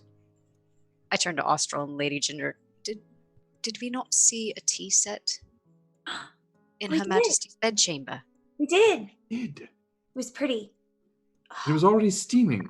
Tea, and then Why would they send a second set of tea? some people like a lot of tea. For a sleeping queen? I mean, I don't drink tea when I sleep, but I mean, I don't judge people that do. Well, frankly, if the tea gets cold, then it's kind of gross. And you can't just like reheat already brewed tea. It just doesn't That's work like fair. that. You need a whole new pot. Well, shall we head up to the Queen's chambers and see if we can't wake her? I believe we are getting dangerously close to the time of the ceremony. Yes. All right. And so, with all of our princesses once more reunited, you make your way for the mostly familiar path for most of you up the West Wing. And you once again get the familiar effect of everything going silent. For, I believe, Iris and Bea, you were warned because you talked about the king with it. And it is a very odd sensation. You open your mouth to talk and you feel your lips moving, your tongue moving. And you even feel, to a certain degree, your skull vibrating, but there is just no sound. And before too long, you are once again in front of a familiar, very ornate wooden door. What do you guys do? You can talk as far as what you want to do, but no table talk. I think that Austral's just going to stride right in. Yeah. The door is once more unlocked. You see the familiar setting of many, many curtains, the sort of lounge area, and behind it is the very large 4-poster bed. Is the tea set still on the table? Can I go smell the tea? Yes, you can. Go ahead and roll me. That's usually perception. We'll do that. Can I do it too? Yes, you can. The Arcana. It's a cooking thing. Oh, you know what? I mean, I will give you advantage because it is food. Okay. But it 19. is still perception. Okay, so it's on 11. Okay. I will say that Ginger, with your culinary expertise, you, as well as being a wizard, you realize that this kettle is enchanted to a small degree to keep things hot. As for Ezrealia, you get a bit of a better whiff of things and you lift it up to sort of see possibly if you can identify any herbs that are actually in the tea. And from what you can tell, it looks to be chamomile and lavender.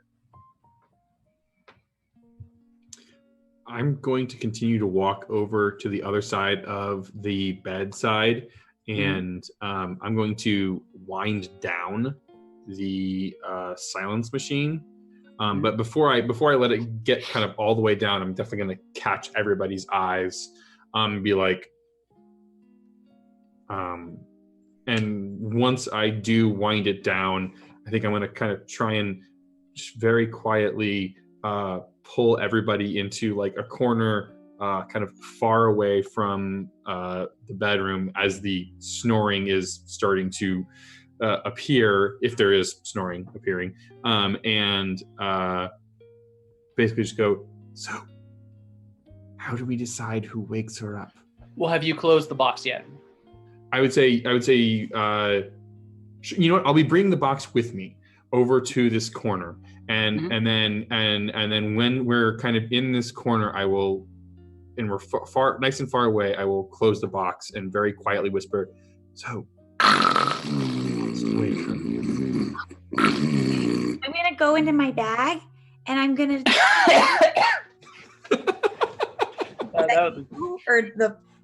Okay. I'm gonna go digging into my bag, and I'm gonna like pull it up to my face. I'm gonna sniff around for a minute, and then I'm gonna pull out my best smelling muffin, and I'm gonna. So wait, maybe the smell will wake her up. That's a nice way to wake up, right? Yes. I mean, I'll wake her up if it doesn't work. I don't care. I think if any of us wakes her up, you're the safest one. I mean, look at what happened to Miss Budget. I have a muffin. Exactly. Okay. I'll go try to like waft the muffin smell into her nose. Okay, the curtains are currently closed. Are you going to open them? Yeah, I'm gonna open the curtain. Okay. Gingerly. You gingerly open the curtain, holding your muffin, and as the light peeks through, you see a very large figure in this bed. Perhaps it's just because you're a halfling, but it just seems rather large. Okay, I mean, I'm not one to judge. I'm gonna try to. Can I see your face? You see that the hair is to you, and it appears to be a little bit greasy and black. And you think maybe it's just because she hasn't showered. I mean, she has been sick. I mean, can I go around the other side so I can? I'm You gonna sure go around the can. other side to see if I can get her face and get this. As you pull forward the curtain, you see the face of a very worn person. Charitably, you would say it appears to be handsome. This individual looks like a human, actually. Very square chin, kind of one mole with a couple of hairs. Sort of a potato nose, very thick eyebrows. And that potato nose is where that snoring is coming from. And you see what appears to be actually a bunch of curlers in the hair. And you see that what they're wearing appears to be some sort of silky kimono robe. Have I met Marikara's mom before? Roll me a d20. Okay. 15. That's hold on. 18. 18. You have. This This is not her. This is not her mother. Oh, I'm not gonna waft the. I'm gonna pull it back. You pull it back, and the curtains close, and the snoring continues. I'm gonna scurry back. That's not her. That's not her. What do you? That's not her. That's not her. What do you mean that's not her? That's not her mom. I don't know who that is, but it's not Marikara's mom. Are you sure? I mean, you can look at her. I'm pretty sure. I know. How sure am I? I'm sure. That is not what she looks like. Not her. I mean, I guess one quick question, DM, is do the rest of us know that Marikara's mom is a human, or is she also a tiefling? I would say that all of you know that her entire family is of tieflings. It's not a tiefling. Okay. It's not. There's. That would be a very good indicator. It's not. Okay. Then I am going to I'm going to turn to the rest of the group and just start kind of like steepling my fingers. There's gonna be like start to be like sparks coming off. And a bit of honey. Astral, this is all very expensive and very flammable. I need you to just not right now. I make a It's suggestion expensive. that first of all, we turn the music box back on, Then we can't hear it. we go back downstairs, and we make our plan. Before we do that, can I look around and see if like there's any? We can after we can start the music box. But yes. Clink, clink, clink, clink, clink, clink, clink. Before we. Wouldn't it be more important? Morgan, roll me a sleight of hand check.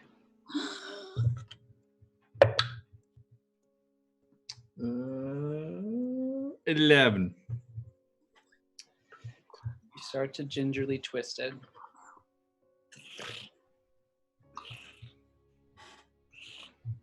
Bing! And you see the elven figure flies out and on a spring and hits the window and shatters it. Maybe that didn't wake them. Hello! I'm hiding under the Oh. bed. It woke them. You hear the creaking of springs as what sounds like maybe several 100 pounds of weight shifts on a mattress. Dude, what do we do? What do we do? What do I'm we do? hiding under the bed. You see one hairy leg come out of the curtains. Oh, what do we do? I'm going to be kind of standing imperiously, and I'm going to stride forward and rip the curtains open. Who are you? We're doing that. You see, as I described before, a woman, womanish individual, clutching what looks like a silk kimono. So, who are all of you? I am the Princess Austral, here for the wedding of the Princess Marikara. This is the royal bedroom of Her Majesty. Who are you? Sweetie, I'm Her Royal Majesty. What does it look like? No, I it's haven't- not. You hear from under the bed. If you are Her Majesty, then tell us something only Her Majesty would know. How do we know what only Her Majesty would know? Iris, you and I are going to have words later. Oh no. Well, my Her daughter- Majesty is a tiefling. You are not. At this, you see her eyes seem to focus a little bit more and focus on you, Austral. All right, fine. Here's the deal. No, I'm not a tiefling. And maybe I'm not the queen. But I am the person who is keeping the real queen from killing everyone. I'm sorry. Come again? Well, you see, she died. I'm sorry. Come again? The queen is dead. Well, mostly dead. How can you be mostly dead? She's mostly dead because, well, her body is dead, but her spirit remains, and her spirit's not super happy. Well, like, how did How she did she- die? Well, so apparently there was a accident where she hit her head. She was brought back here. I was contacted by some fuss woman. Bus budget? Yes, please. Go on. Yes. My actual profession is a medium and a bit of a healer. And so I looked her over, and she was a little too far gone. And so she died, but she had some unfinished business.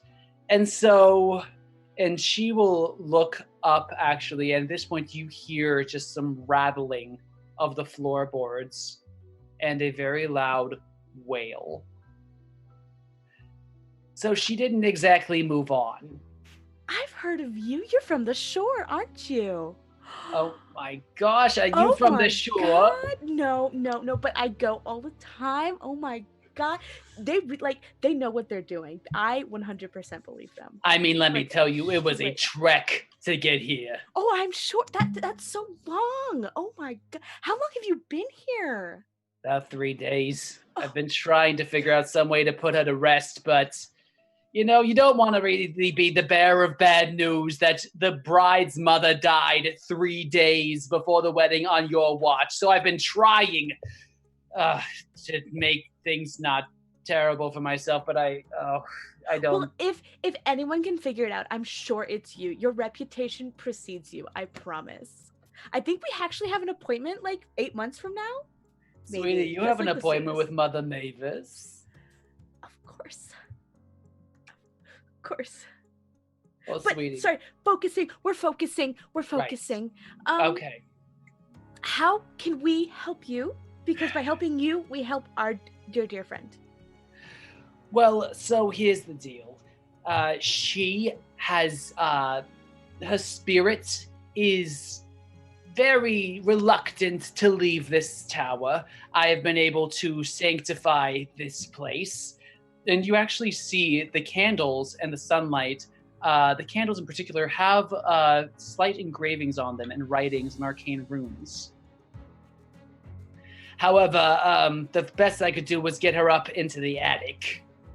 I'm trying to figure out some sort of, I don't want to say exorcism, but, you know, to help her along. But, I mean, the best way to do that is, of course, to complete the unfinished business, talk to the family. But if the family knows she's dead, I could die. And so I'm kind of at a crossroads. So, is she intimately tied to this place? This tower, yeah. And I mean, where's the box? It broke. Oh no. What's Oh, no? Well, sweetie, without the box, she's gonna. And once again, you hear this piercing.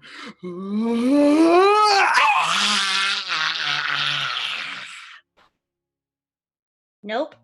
I'm definitely going to turn to Azraelia and I go, so this place, and there's definitely gonna be a little bit of a glint in my eye, and I'm gonna, and there's gonna be a little lighter flame on my finger. This place? No. Okay, No, some of these textiles are one of a kind. You cannot do that. You burn down the West Wing and you catch fire to the rest of the castle. Also that. Just out of curiosity, Mavis, Yes. you didn't need a fresh pot of lavender and chamomile tea for anything, did you? Well, I mean, I don't know if you've noticed, my voice is a little hoarse. I've had something for weeks. It's just sticking around like a little bitch, though. I don't know what to do. Okay. Well, that's at least a little shred of good news. But I mean, do any of you have any sort of experience with, I don't know, spiritual sorts of things? DM, would I have in my career? As a monster hunter, I believe your favorite enemy is Fae. Yes. Mm-hmm. Go ahead and roll me give me a D100. We haven't had too many of those. And this is where the rolls go to hell to die. You keep saying that. But with a D100, a high number doesn't always mean a good thing. You always say that. We're right in the middle. 44? Okay. You have heard some stories, but you have not had any real hand personal experience with undead, or more specifically, spirits. Maybe she's just mad. I mean, Can they feel fire? Does she need a cupcake? Sounds like she's pissed. Most ghosts can feel fire. Most ghosts can't eat. But anger and denial is a very common sort of, reaction to, death. Wouldn't it just make sense to just find a host so she can go to the wedding? That's what I was thinking. And Really? She's just mad that she's Bea, missing the you and me. wedding. Of course, yeah, we are like on the same wavelength. 100%. I had not considered that at all. Well, that could be a huge thing. I mean, and again, you hear just this wail from the attic, and you see, now that you look, a small spiral metal staircase that just spirals up into a floor above. I mean, I don't feel completely comfortable going up there myself. I have kind of, bound her. We're not really close at the moment. What did you bind her to? Just like the attic in general, or was it like an item or something? There's a couple of circles on the floor that she can't leave. But I mean, those things aren't worth boo if I'm dead. So just putting that out there. Looking each of you in the eye for a good second. Let's put the mirror next to the circle so she can wail and watch. Maybe we could get her like a really nice sheet or something to like wear. Just like a really nice, like super high thread count. Maybe I can get a nice sash to give her a nice distinguished shape. I'm going to look at everyone in turn and kind of do a, all right, I'll do it. Do what, I mean, dear? let's be honest. I mean, if I die, my cousin's not going to be deposed, but that's fine. So I will go upstairs, and hopefully the queen will want to embody me, and she can go to the wedding, and then Marikara can have her mother there, and all will be right with the world. I mean, that seems very drastic. I feel like that's like last case scenario. Because once we get somebody in there, I'm not quite sure how we get them back. Yeah, how do we get her again. out? So let's like try a couple extra steps before we get to your self-sacrificing intentions. But Okay, thank you. that's good. That's fine. I'm good with that. You bound her to a circle already. Can you bind her to, I don't know, like a shoe or something?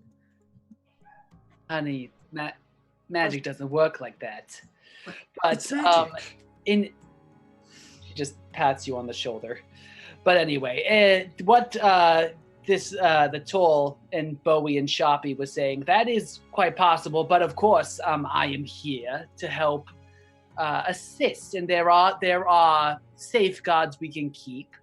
And if each of you were willing to assist in your own way, I think we got a pretty good shot at this working. What exactly would are we be- doing? Yes. Well, it's a bit of a ritual. As I said, she is bound to a circle. Uh-huh. So we can all go up. I can set up a bit of some hoobu jubu, and you would all just stand around in the circle, and you would offer something. It could be kind words. It could be something physical, emotional, mathematical, if you're so inclined.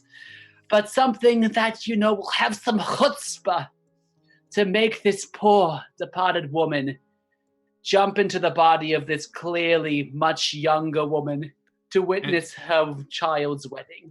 And you're sure we can get her out afterwards? Oh, that's what you're worried about, honey. Well, I mean, as far we can talk to the spirit, and if her unfinished business is just the wedding, which I think it's a pretty good bet, then she should leave voluntarily. Can we And do if like she doesn't,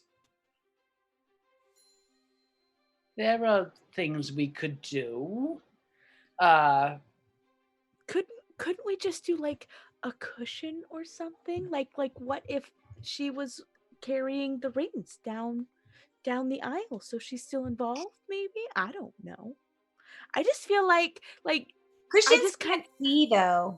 I just kind of feel like saying like our first choice is to say, here's this body, please take it over for like 8 hours. I feel like that's like a last case I mean, sweetie, not you, ideal. you can offer for the mom to be the ring bearer. We can have a conversation. I'm pretty sure she can talk, but Well, you know, all right. So perhaps we go talk to her and see what she wants first before we and I'm gonna take a look at the sun. Like, are we getting close? Like, you're getting close. You guys think that at this point you're probably being missed for the bridal party. shit. So it's like, all right, so we need to get up there and talk to this ghost. I have one very, very bad thought. Austral, what did you do with that mouse? It's still hanging in the basement, half tied to the wall. Unless, Ginger Snap, did you save it? I can't remember. I Didn't say it. I didn't say it. I would have just released it anyway. I wouldn't have taken it with me. Okay, so it's if it's anywhere, it's in the basement release. Mhm. Got a willing participant. So I don't think we should argue about this anymore. I don't know why I looked at my wrist, but we need to get going to the wedding. And honestly, what's the worst? If she decides that she doesn't want to possess me, then we're no better off than we are now, but we've got to at least try. we're Yes. gonna miss the wedding. Like all of us are gonna miss the wedding. I'm willing to take some drastic measures to get this moving and get the ghost out of the attic. Let's do this. Yes. Technically, she's a banshee, hence the wailing. Mavis, don't get me started, all right? Oh, sorry, touchy. I'm about to allow the queen to possess me. I don't want to hear the technicalities of it. All right. I will head up first. I will be the first one up. I'll go Okay. second. Do you have any sort of light source on you, Princess Austral? I can make one. That's what I was thinking. And so you light up also probably both of your hands just like torches, and you just hold them up, and you see this pitch black attic. It looks very forgotten and very dusty, and you see just crates made of wood piled up around. It's a rather small area, maybe 30 feet across in diameter, again, a round room in just the sort of cone shape of the tower. And you see in the center about a 20-foot wide circle carved in glowing inks. And inside you see this slumped figure with long hair that covers the face. And it's just a pair of ram horns that curve around. And you see the skin is just this dull gray. The entire thing just appears to be in black and white. And you see it just appears to be sobbing. Okay. I want to make my way up to the circle, within like 2 feet of it, like very much not crossing it, but.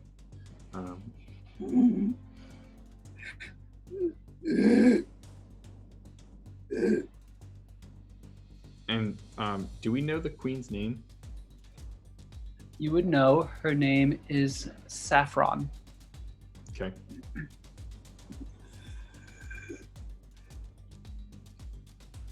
Your Majesty, Queen Saffron.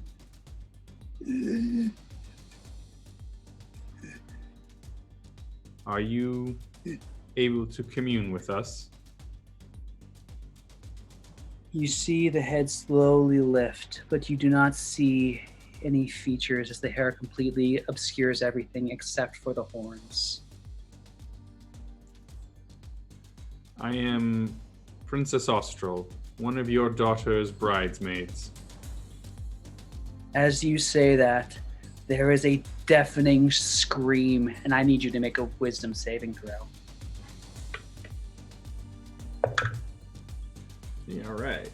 That is a 21. Ooh. All right.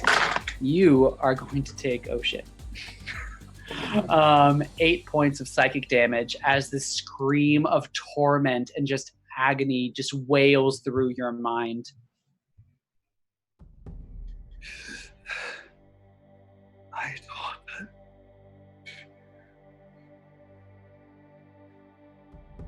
She is to be married today.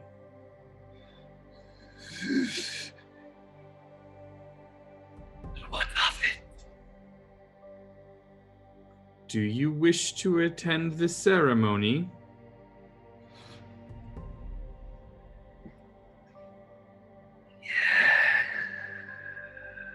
Yes. If you attend the ceremony, will you move on?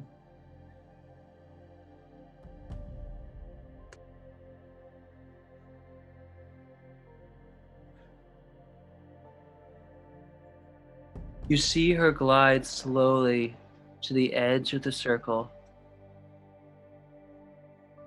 I wish to see my little girl.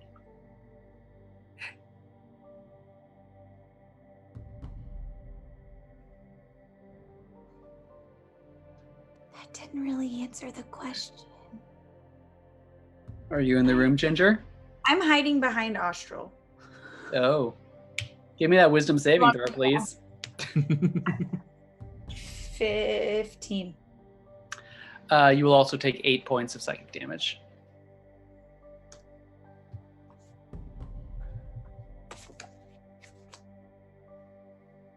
I do not know much about this form. Will you help me?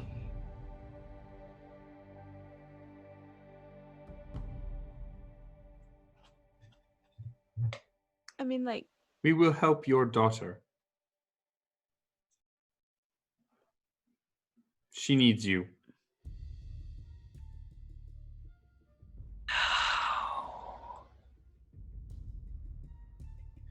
I will turn back to the stairs and kind of motion towards Azraelia.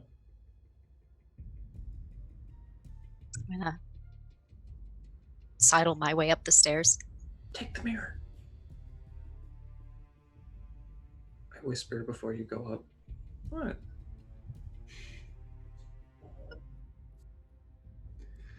I'll join them. Yes. At this point, Mother Mavis tries to delicately, as a woman of her size can, make her way up this rickety staircase. There's some ominous creaks, but she makes her way up. And she says, So, at this point, if all of you could maybe just surround the circle and just verbalize your offerings. Okay. I'll move around. I'll move around to whatever the opposite side, or no, I'll move around to whatever the opposite side is from where I started, so that mm-hmm. I'll follow around. I'll follow after. I'll go. we kind of like spreading out evenly. Mm-hmm. I will kind of call the Banshee's attention to me. Queen Saffron, you were powerful in your day, and with your passing, your daughter will need that power. She needs your strength. You need to give her that, and to do that, you need to be there.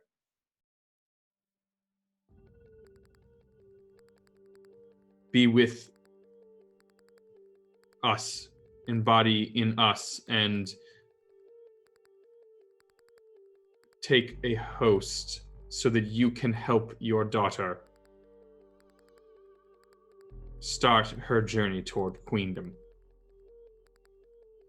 I would like you to roll me a D100.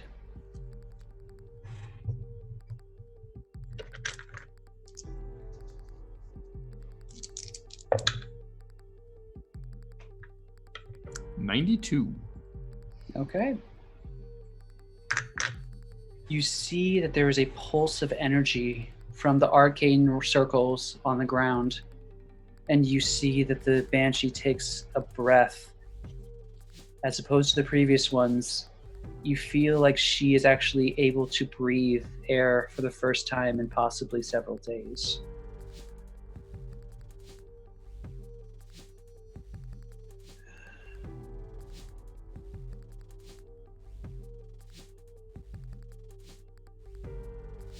Well, speak up, ladies. Nope. I'll go digging in my bag. And I'm gonna get out a little cake and a little piece of paper, and I'm gonna push them in. I'm gonna push them in a circle with my spoon. So that's a recipe of a cake that I made a lot with my mom when I was growing up. So maybe you can, share the cake and then give her the recipe and celebrate this day with her. Roll me a D100. Yeah. 32. Okay. As before, the circle glows, but this time it has a slight pink tint to it, just very pale and barely noticeable. And it just keeps pulsing. I will step up now. Your Majesty, you have an exquisite taste for all things fabric and all things fashion. You are an icon all across the world, all across. Your choices and decisions will be analyzed by hundreds and thousands for ages to come, and I mean ages to come. So I promise to use some of the amazing, wonderful, truly spectacular fabric choices that you have in your room, because I know some of them are one of a kind. Trust me, I know. And I will make sure that you are properly represented in all aspects as you walk down the aisle, same as I have done for your daughter and the rest of the bridal party, as well as the groom. And I will continue to make sure that your family is represented properly, attired in both mind, body, and soul. Promise. D100. My wrists hurt from all of that gesturing.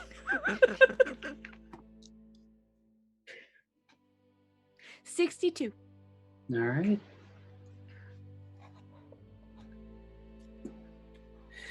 And with that, you, Bea, feel a familiar sort of feeling of that wild magic trying to get out. It's very awkward timing, but as it goes. Do you let it out? Yeah, why not? Let's go. Okay. Roll me another D100 and a D20, please. Okay, I'm just gonna look over at Ginge and be like, and I'm gonna take a step away because you never know. D100, that's a 78. Okay. And the D20 is a 12. That's what you rolled last time, 78. 78? No. This is a different effect, though, because you rolled a 12. Yes, I thought I rolled a... Oh, no, that's a different one. I was gonna say, that'd Okay. be weird. All right. You feel, as you try to bridge this connection between this departed mother and her daughter, you feel this calmness come over you in a feeling you've never had before. Despite the ocean of magic swirling, as opposed to suddenly being a tsunami, it's suddenly like a clear day with cloudless skies, and you just feel at peace. And you gain proficiency with wisdom saving throws for the rest of the day.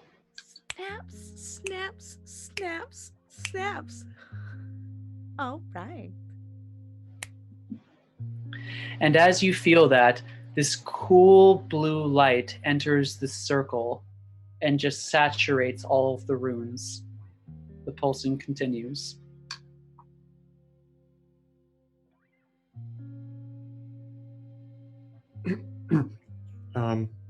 else is talking, you said there's a lot of boxes and stuff up here. Is there anything, a knickknack or a discarded possession that I might be able to just pull off of the boxes or out of a box? Give me, since you're looking for something specific, I will say investigation.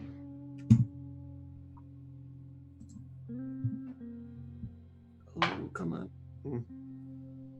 And it's back. 8. With an 8, you notice that a lot of these boxes appear to have been thrown against the walls, and very few of them seem to be intact. However, with your roll, you're able to, what catches your eye is what looks like an old dollhouse, a very large one, maybe 3 feet tall, 4 feet wide, and you see that it has been cracked down the center. And you look inside, and you see what looks like a small miniature nursery. You see a small little bassinet. You see what looks possibly like a changing table and a small little tub where little girls could play at taking care of little baby dolls.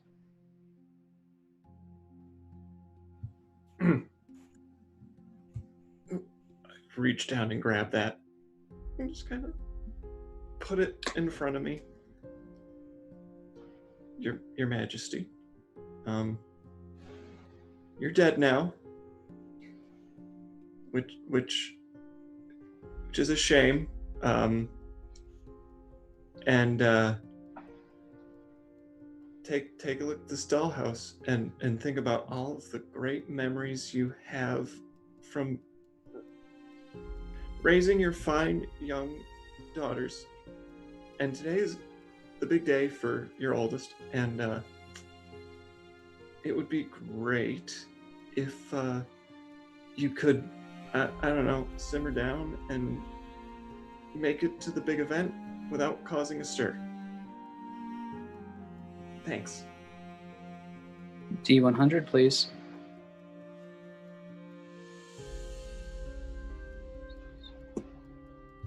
$96. Okay.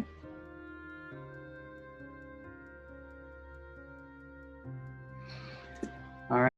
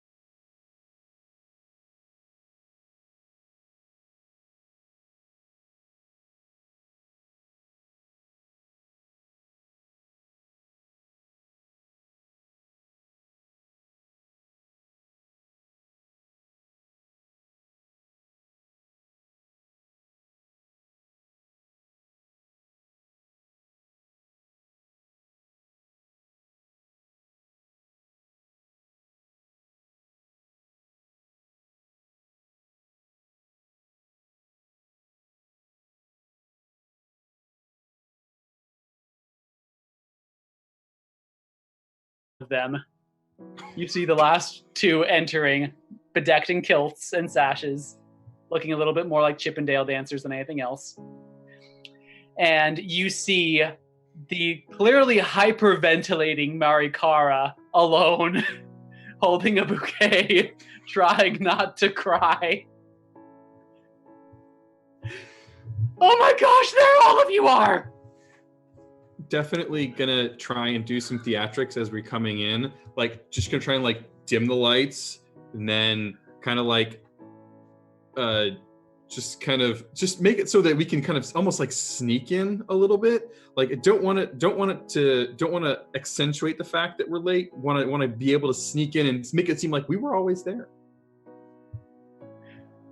So it is actually your cue to go after the groomsmen. So Oh, okay. I made it okay. But yeah, so you straighten yourselves up as much as you can, and you start your stroll down the aisle without your groomsmen, but you know. We'll find them later. I don't need a groomsman. And as all of you make it up to the pulpit, you see Marikara walking down the aisle. A little paler than one might expect given her recent hyperventilation, but she's making it, and on the arm of her father. And that is where we're going to end the session. Congratulations, everyone. Man. Oh, that was a blast. We did it. We did it. I can't believe we did it. We did all kinds of things. Not only do we like solve the issue with the shitty sister and the mom, but we also made not one, not two, but 3 separate extra life goals over the course of this 24-hour stream. Yes. Like, we raised What a over day. $1,000. You guys are ridiculous. Thank you so much. That's going to such a good cause, and you guys raised so much money. Oh my shit. Oh, it's over 1,000. Yeah. Yeah. Yeah, it is. And hey, we still have 45 minutes. Let's aim for 1,500, folks. Yeah, actually, Whoa. we also have a raffle going on. Is it just an exclamation point raffle for the legendary bundle, I believe? Yes, Mm-mm. please. That's not how you enter though. It's a whole thing. Is It it is something a for whole thing. donors? It's not through It is not for donors. It's through Streamlabs. Random. And it's let not me, through Streamlabs I've got either. The link You're copied. Hi. Hello. Disembodied voice. Oh my goodness, where's The it coming from? disembodied voice of Camille. Ah. You enter the stream. You enter the giveaway for the legendary bundle through the Rafflecopter link that is in the chat. You can scroll up. Rafflecopter.raffle to display. It's up there. And stay tuned because we're gonna end this stream and then we're gonna almost immediately start up with a new stream of a lot of these people, plus some of the other DMs and players who have joined us, as a celebratory stream where we will announce the winner of our legendary bundle. So if y'all are ready to go ahead and sign off, Yeah. Yep. feel free to do so. Bye, everyone. Thanks for watching.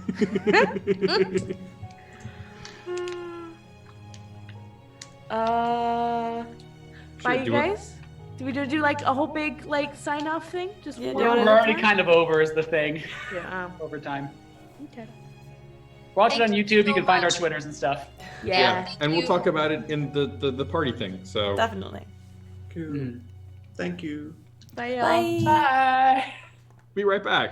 Yeah, we will.